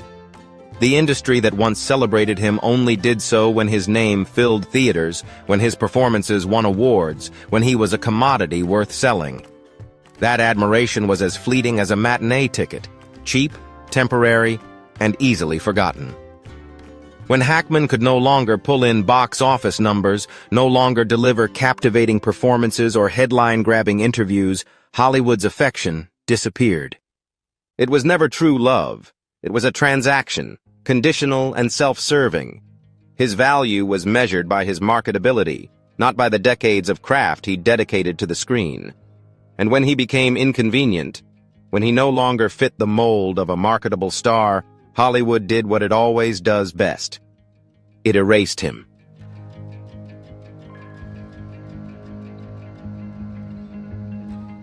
Gene Hackman wasn't an isolated case, just another name on the long list of Hollywood giants left behind when the industry's appetite for them waned.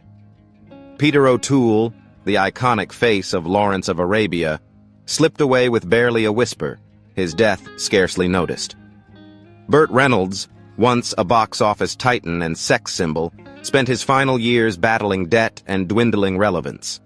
Mickey Rourke, a defiant talent who once held it all, found himself clawing for parts in an industry that had already deemed him obsolete.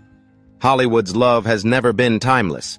It's a transaction with an expiration date, an illusion sustained only as long as the spotlight burns bright. And when the lights fade, when the cameras stop, all that's left is a silence that echoes louder than applause ever could.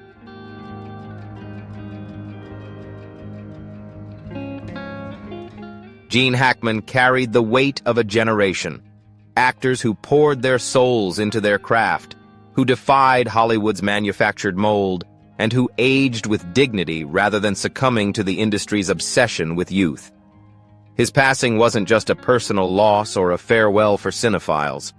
It was a harsh indictment of a system that builds legends only to discard them when they no longer serve a purpose. In her final words, Betsy captured the bitter truth. Gene never forgot who he was. It was Hollywood that forgot. The verdict on Hackman's career had been delivered long before his final breath. His death wasn't a sudden erasure. It was a slow, methodical fading, the industry chipping away at his legacy piece by piece, replacing him with fresher, more marketable faces. By the end, all that was left was the silence, a silence that spoke louder than any tribute ever could, a silence reserved for legends Hollywood pretended had never existed.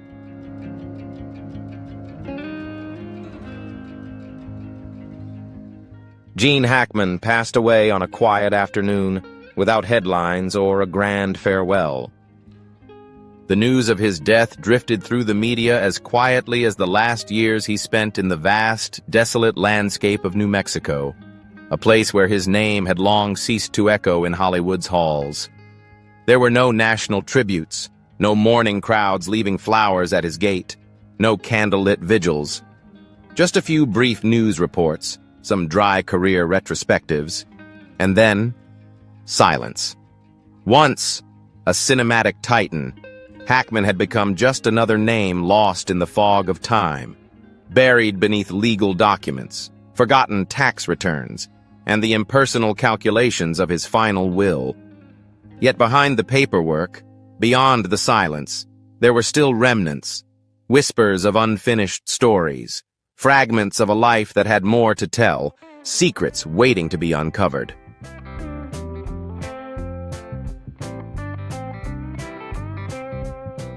Hackman's will didn't merely distribute his multi-million-dollar estate. It cracked open a Pandora's box of questions. A concealed portion of his wealth, tangled in offshore investments and obscure foreign transactions, formed a financial maze so intricate that even his own lawyer struggled to make sense of it. Why would a man who had publicly criticized tax loopholes quietly funnel assets through overseas accounts? Why, in the years leading up to his death, did he repeatedly amend his will, cutting off certain relatives, adding unfamiliar names, and directing unexplained sums to an anonymous NGO? Gene Hackman didn't just leave behind a fortune. He left a puzzle, one that grew more complex with each detail revealed. The deeper investigators dug, the more elusive the truth became, casting shadows over the legacy of a man Hollywood had already forgotten.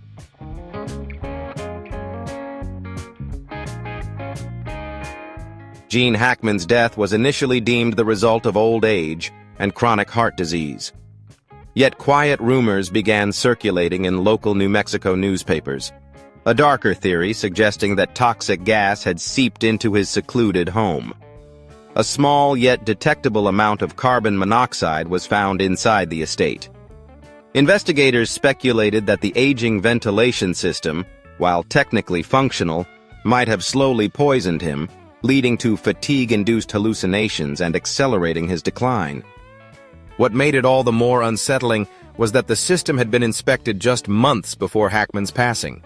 No leaks had been detected, no red flags raised. Was this a tragic accident, or had someone deliberately turned his multi-million-dollar retreat into a death trap? Could his tangled financial dealings have played a role in his mysterious end? Local authorities launched an investigation, but as Hollywood moved on, so did the media.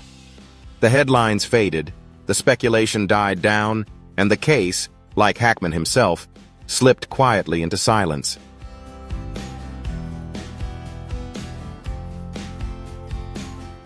Leslie stood before the cameras, tears streaming down her face, not just mourning the loss of her father, but grappling with the bitter sting of betrayal.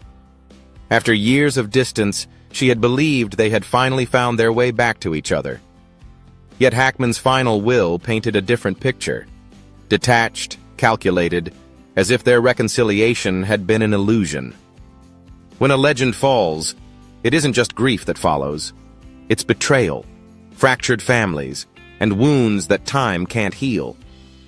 If Hollywood were a house, Gene Hackman had laid its foundation brick by brick. Yet in his final moments, Hollywood never looked back. There was no grand memorial, no dedicated retrospectives, not even a brief tribute at an awards show. Even worse, in industry circles, younger actors whispered, "Who is Gene Hackman?" The place that once revered him had moved on, its gaze fixed on new faces, marketable names, and the next fleeting sensation. Because in Hollywood, the line between immortality and irrelevance is razor thin, and Gene Hackman, once a king, had been left behind in the dust.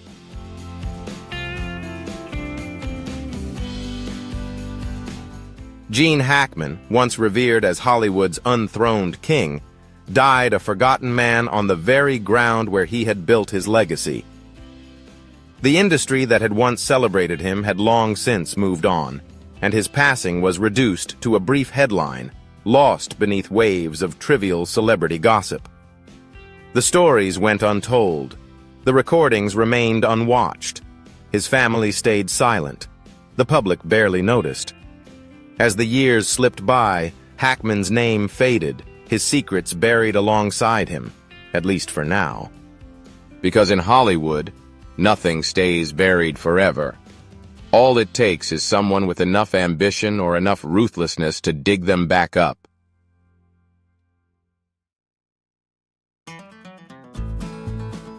One day, those hidden recordings may resurface, and when they do, the world may see that Gene Hackman's death wasn't just the result of age or illness, but the crushing weight of the dark secrets that followed him to the end.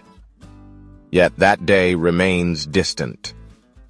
For now, the curtain has closed, and Gene Hackman, the forgotten king, haunts Hollywood as a ghost in its shadow. He is gone, his decaying truths buried with him. What he left behind was not a legacy, but a curse. A lingering echo of whispers, suspicion, and wounds that time will never heal.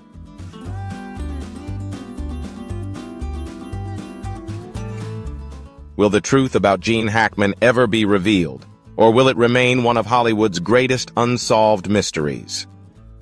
Share your thoughts in the comments below.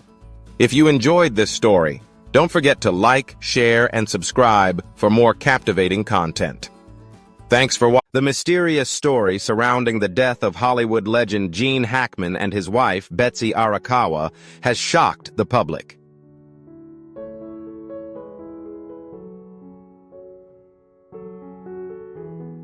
Will the truth ever be revealed? Gene Hackman's daughter, Leslie Hackman, was forced to face intense questioning in court, where she had to confess things that had never been disclosed before.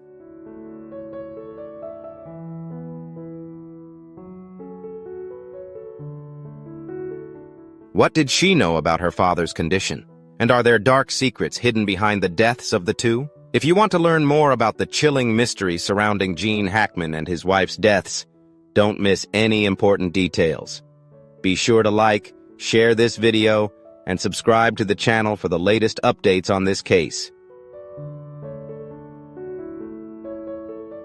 The tense atmosphere hung over the courtroom as all eyes turned to Leslie Hackman, the daughter of Hollywood legend Gene Hackman. She stood there, her face determined but her eyes filled with tension, facing unanswered questions about her father, his final months, and the truth the world had been waiting for. Did she truly know nothing? Or had she been deliberately hiding something all along? In the courtroom's silence, a shocking truth about the deaths of Gene Hackman and his wife, Betsy Arakawa, began to unfold. Their deaths were no coincidence, and suspicions about Leslie Hackman concealing the truth, along with evidence buried in Santa Fe, sparked a story without an end. A story that was just beginning.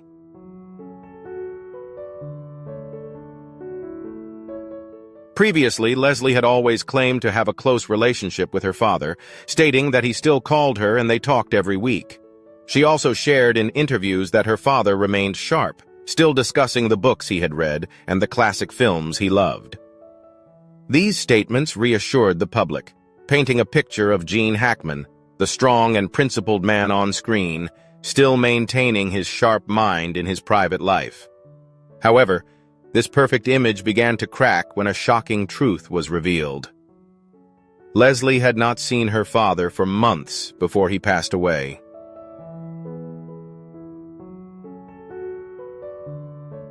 Evidence gathered from phone records, documents, and testimonies from those close to Hackman showed that in the nearly year leading up to his death, he had very little contact with his daughter. The calls Leslie mentioned appeared never to have occurred. So was her claim the truth, or just a carefully staged performance to deceive the public? As investigators began to scrutinize the details of Gene Hackman's life in his final days, a strange truth emerged. He had not left his home for months, and neighbors living nearby rarely saw him outside. This starkly contrasted with the image Leslie, his daughter, had painted of her father.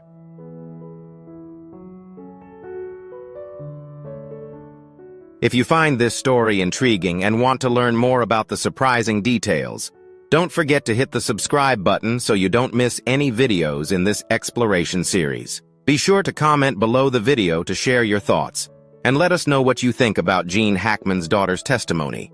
We look forward to joining you on the journey to uncover the truth.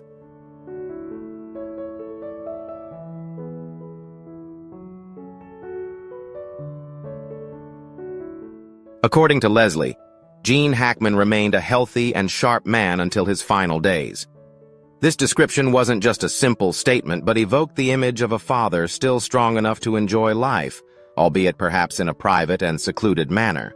So why is there such a stark difference between Leslie's account and the reality that investigators uncovered? If Leslie truly had a close and intimate relationship with her father, why didn't she notice this discrepancy? Why didn't she recognize the signs that her father had been completely isolated from the outside world for such an extended period?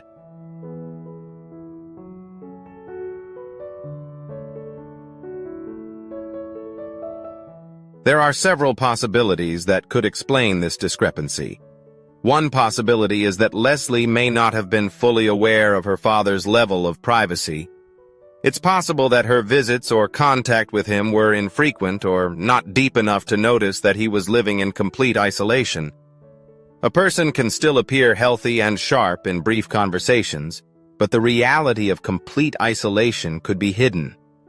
Another possibility is that Leslie might have had a different perspective on her father's health and sharpness. For her, the fact that her father could still converse, recognize her, and maintain clarity might have been enough for her to conclude that he was still well.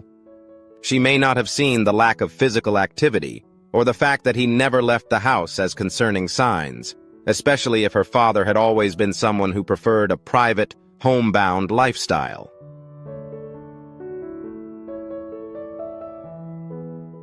There could also be more complex factors at play in the family dynamic.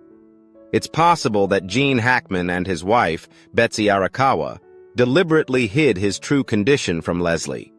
They may have wanted to protect her from worry, or simply not wanted her to interfere with their private lives. On the other hand, it's also possible that Betsy Arakawa didn't recognize or didn't share with Leslie the extent of this isolation.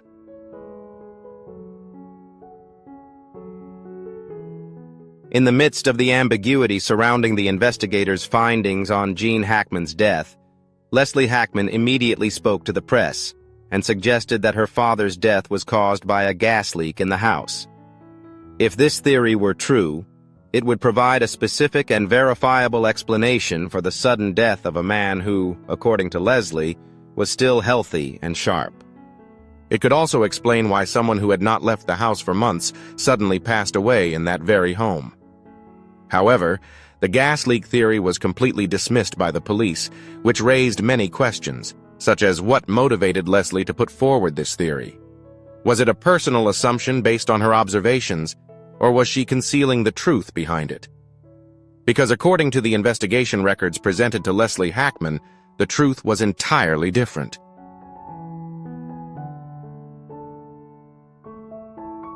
What was written in the records left Leslie unable to believe what she was reading. Her father, the strong man she had always admired, had suffered from severe Alzheimer's. He had experienced several heart attacks in the past, something she had never heard of, never imagined, and most importantly, had publicly denied. But now the undeniable evidence was surrounding her.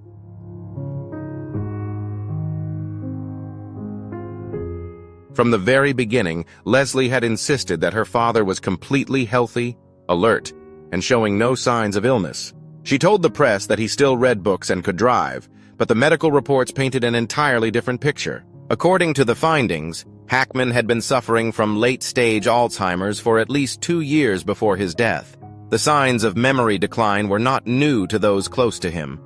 He had forgotten the names of old friends, and even struggled to find his way home, despite living there for over a decade. Some former house staff revealed that Hackman sometimes failed to recognize his wife, Betsy Arakawa.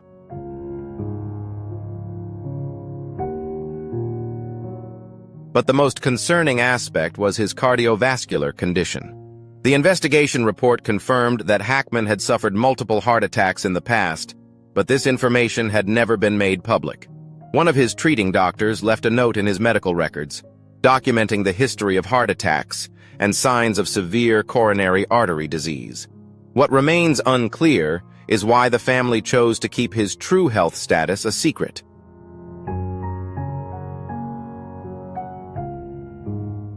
Reports indicate that his health had deteriorated in the years leading up to his death in 2025. Close friends mentioned that he had become weaker, with increasing difficulty moving, although he remained mentally sharp. When Hackman and his wife were found dead in their home in February 2025, many speculated whether his cardiovascular condition had played a role in his death. Data from his pacemaker confirmed that his heart stopped beating on February 17th, but the cause of death remains unclear. Some experts theorize that his wife, in shock after finding him unresponsive, may have died from heart failure due to stress.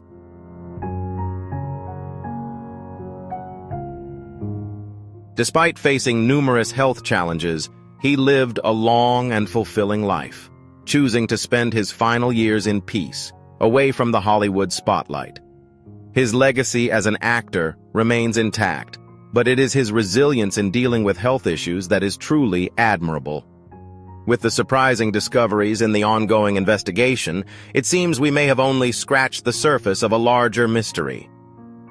Were Hackman and his wife truly victims of an unforeseen accident? Or is there something strange and unexplained that the FBI is gradually uncovering?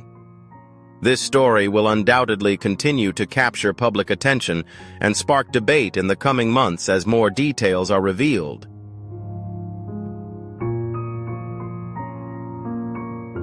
If Hackman was truly that frail, why was Leslie completely unaware? As soon as this information was revealed, the media immediately began questioning the authenticity of Leslie's previous claims. A woman who consistently insisted on having a close relationship with her father should have been well aware of his health condition. Yet strangely, She seemed to know nothing about Hackman's illness, or rather, she didn't want to know.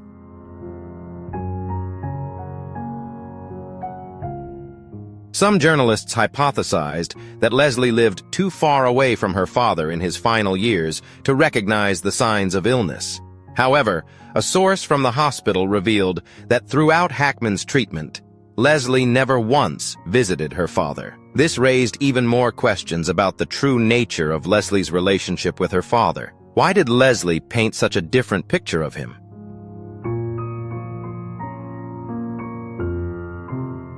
Clearly, there is much that has yet to be revealed, and one theory is becoming increasingly apparent. Perhaps Leslie wasn't the only one trying to hide the truth. According to some sources, Betsy Arakawa, Gene Hackman's wife, had complete control over information regarding his health. She was the only one who took care of him in his final years, and also decided who could contact Hackman and who could not. This has led to speculation that Leslie might not be lying, but simply unaware of the truth because she was never truly by her father's side during that time. However, this raises a bigger question. Why was Gene Hackman so isolated that even his daughter was completely unaware of his condition?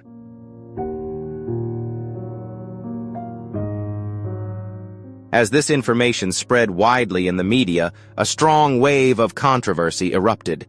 Questions were raised about whether Leslie truly loved her father or if she was just trying to protect the family's reputation. Some argued that this could be a typical case of family members of celebrities trying to protect the image of their loved one to the point of denying painful truths. Gene Hackman's fan community became divided into two factions. One side believes that Leslie didn't know about her father's health condition because Betsy, Hackman's wife, deliberately kept the information hidden. However, others suspect that Leslie may have purposely ignored the truth because she didn't want to face the image of a Gene Hackman no longer as strong as he once was. Did Leslie truly not recognize her father's deteriorating health? Or was she trying to conceal his decline? The clear medical evidence contradicts Leslie's claims about Gene Hackman's mental sharpness. Is there a secret being hidden about the health of this Hollywood legend?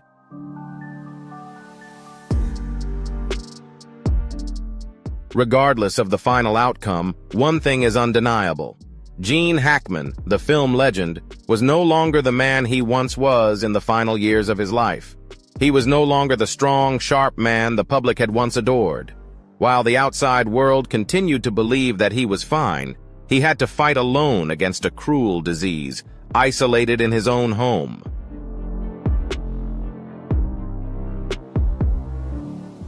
Leslie's suspicious actions have only fueled further doubts about her claim that she was unaware of her father's health condition. It is clear that she was aware of the situation through reliable sources, such as conversations with family members. She knew well that her father had not left the house for an extended period. Her strange behavior, such as avoiding contact with the police to the point of being served a subpoena, has only increased public skepticism.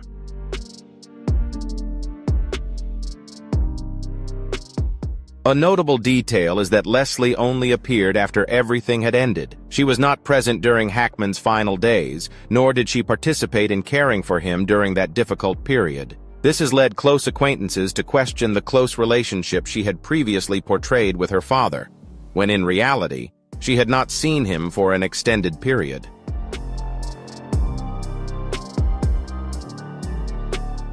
A former friend of Gene Hackman, a director who had worked with him, commented that Gene was not the type to hide his health issues.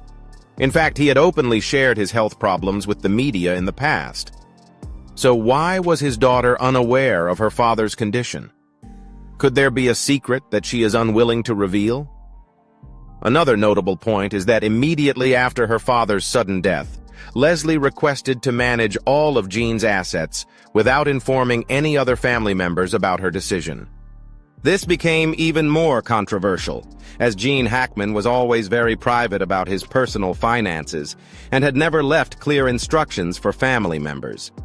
Leslie even refused to share information about the estate with relatives, leading them to suspect that she was trying to keep Gene Hackman's vast fortune all to herself.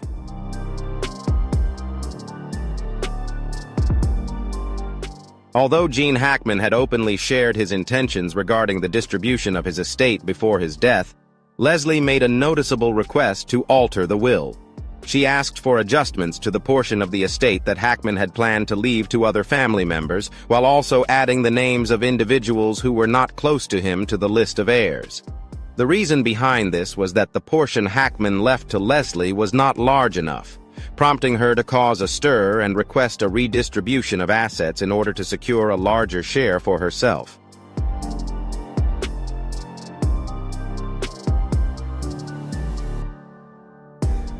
After Gene's death, Leslie continued to attract public attention when she was spotted dining at an upscale restaurant with her sister, Elizabeth.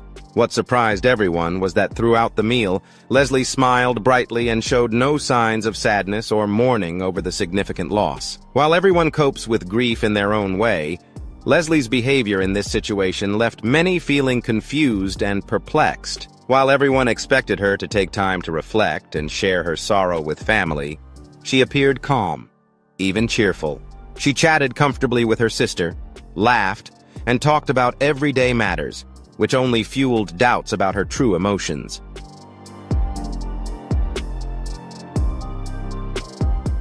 Many people who witnessed this scene began to doubt the sincerity of Leslie's emotions towards her father. They questioned whether she was trying to hide her true feelings or simply didn't feel deeply saddened by Gene Hackman's death. This became even more notable when compared to the reactions of other family members who were more reserved and less publicly expressive of their emotions.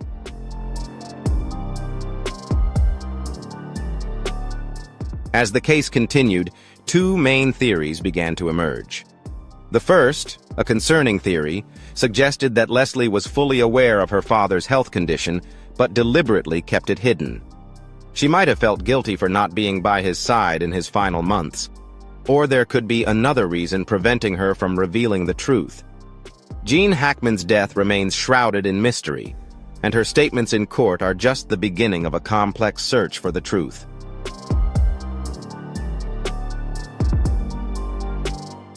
The second, stranger theory began to emerge as the story progressed. Could something have happened in Gene Hackman's final months that Leslie is trying to protect, hiding a secret?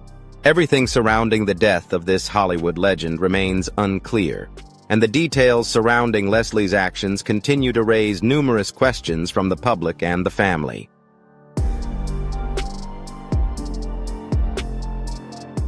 One big question still remains unanswered. If Hackman was truly as healthy and sharp as Leslie claimed, why did he completely withdraw from the world? Why was no one other than Betsy Arakawa able to confirm his actual condition? And most importantly, why does Leslie seem so nervous and evasive when asked about her father's final months? This story clearly has many untold aspects, but one thing is certain.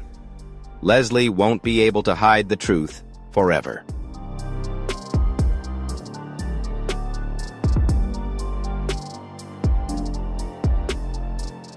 When forensic investigators conducted the autopsies of Gene Hackman and Betsy Arakawa, the initial theories surrounding their deaths were quickly called into question. At first, police believed Hackman might have died due to old age and the final stages of Alzheimer's disease. But the circumstances surrounding Arakawa's death added complexity to the situation. She passed away suddenly, with no signs of struggle or external injury, only a frail body and a shattered bottle of pills on the floor. However, when the autopsy results were released, chilling details began to emerge, making everything more terrifying and harder to explain than ever before.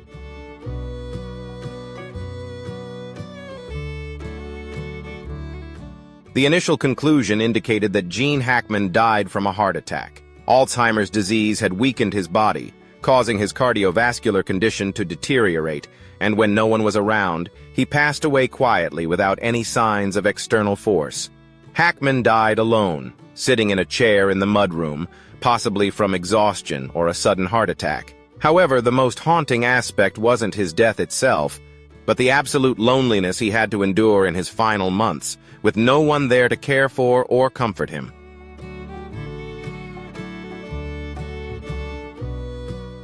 When forensic experts examined Betsy Arakawa's body, they discovered a shocking detail.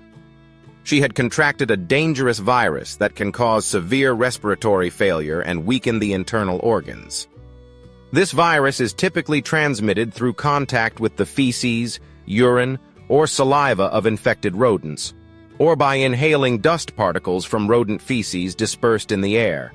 It can also be transmitted through contaminated food and drink, raising further suspicions about the cause of her death.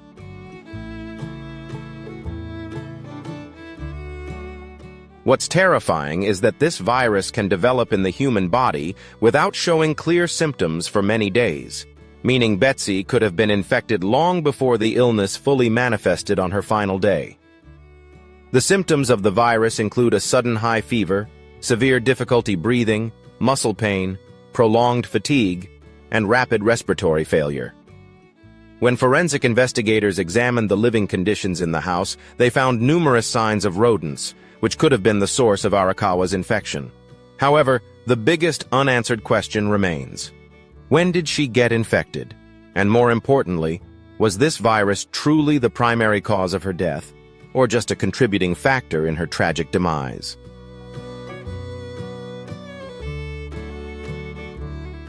Not only were Hackman and Arakawa affected, but even their 3 dogs were not spared from the impact.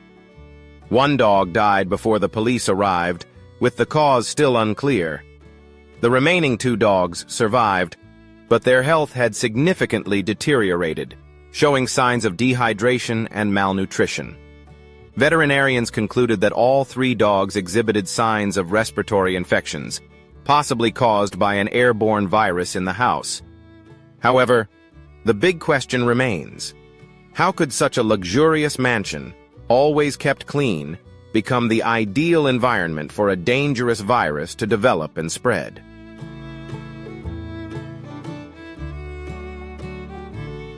As the FBI and the investigative team continued their search of the house, they discovered something unusual. The basement seemed to be absent from the original floor plan of the house.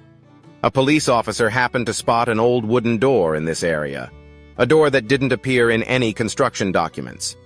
When they opened the door, a dark tunnel suddenly appeared before them. The air grew heavy and tense. What awaited them inside?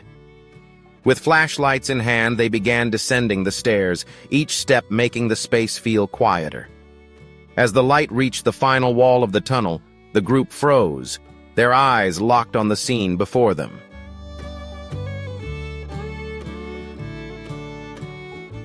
The investigators quickly noticed several details that couldn't be ignored.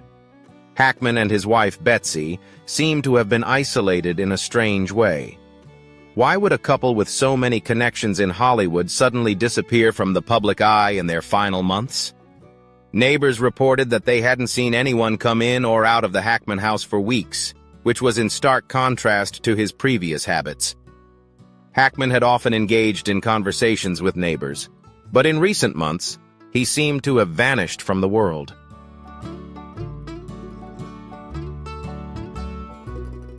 As the case heats up more than ever, Leslie, Hackman's only daughter, is forced to testify in court. She never imagined that one day she would have to answer questions about the mysterious death of her father. As the daughter of a legend, Leslie always portrayed a close relationship with her father, but the biggest question still remains unanswered. Did she truly not know about Hackman's condition, or is she hiding a shocking truth? And if she knows more than she's letting on, could her testimony change the entire case?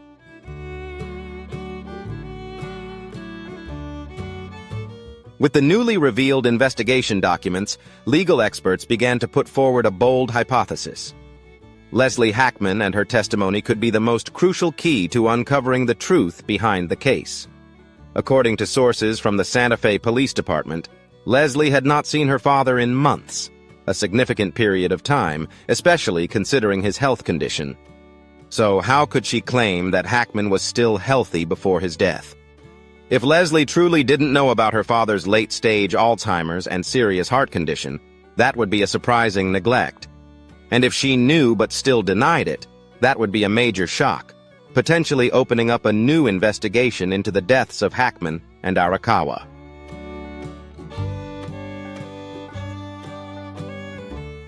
Hackman always kept his personal life private, especially when it came to his children, during interviews. In 1989, he shared with film critic John C. Tibbets that audiences felt close to him because he presented himself as an ordinary man, explaining, "I want to keep my personal life simple, so that when I'm in front of the art, I can let go and immerse myself in it." During an appearance on Larry King Live, Hackman reminisced about the early days of his career. When Larry King asked him about his transition from an obscure career to widespread success, Hackman admitted, "Honestly, I didn't handle it very well. I took care of my family, made sure they lacked for nothing, but I was too fascinated by Hollywood, its mystique. Even though I never really became part of it, I still felt fascinated because I was a part of it, and the feeling that I could be anyone and do anything I wanted."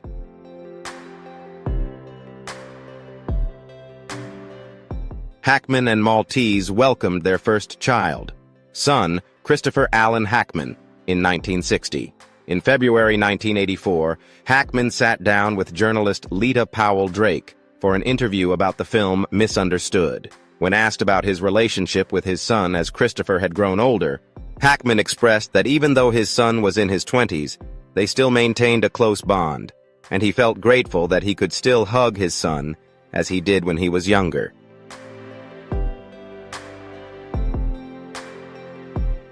Hackman shared that he never imagined that he and his son would reach a point where they would have to change how they expressed affection, where instead of hugging, they would be shaking hands.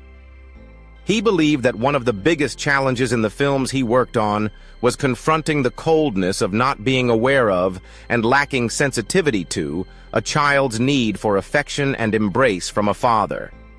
In an interview in 2011, Hackman spoke about his experience as a father.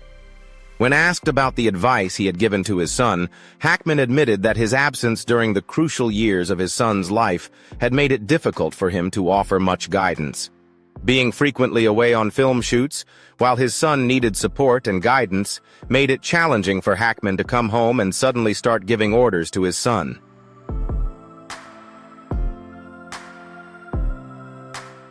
Looking back on his journey as a writer, Hackman shared the early career aspirations of his son in an interview with Empire magazine in January 2020. He recalled that his son once dreamed of becoming an actor and was in New York, where Hackman wrote small monologues for him. His son was very excited about what he was doing and began exploring his creative passion as ideas continuously popped into his head, and he would write them down.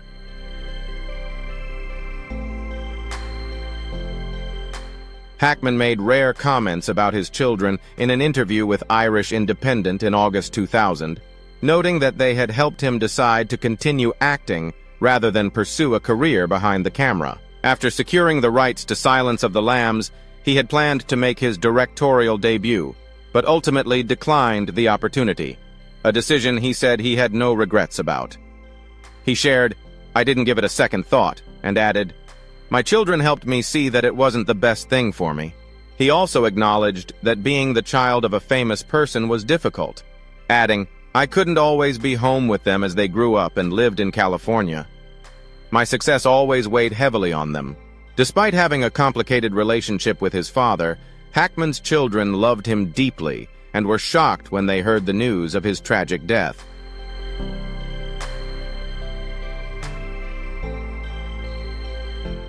Gene Hackman was once one of Hollywood's greatest icons, but in the final years of his life, he passed away in an eerie silence. Betsy Arakawa, a healthy woman, died from a rare disease.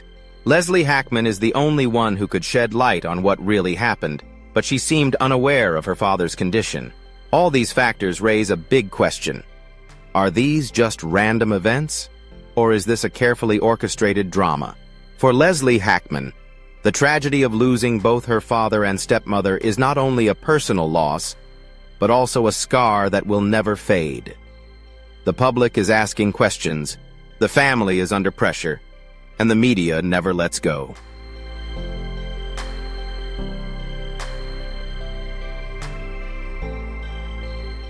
Thank you all for watching until the end of the video. The case of Gene Hackman and Betsy Arakawa is still full of unanswered questions. Will the truth ever be revealed? And will we ever understand the secrets that the Hackman family has hidden? Stories like this always make us think and ask big questions about what's going on behind the spotlight. Be sure to stay tuned to our channel so you don't miss any updates on this case and other mysterious cases. Don't forget to like and subscribe, because the truth can always surprise us at any moment. Thank you, and we'll see you in the next video.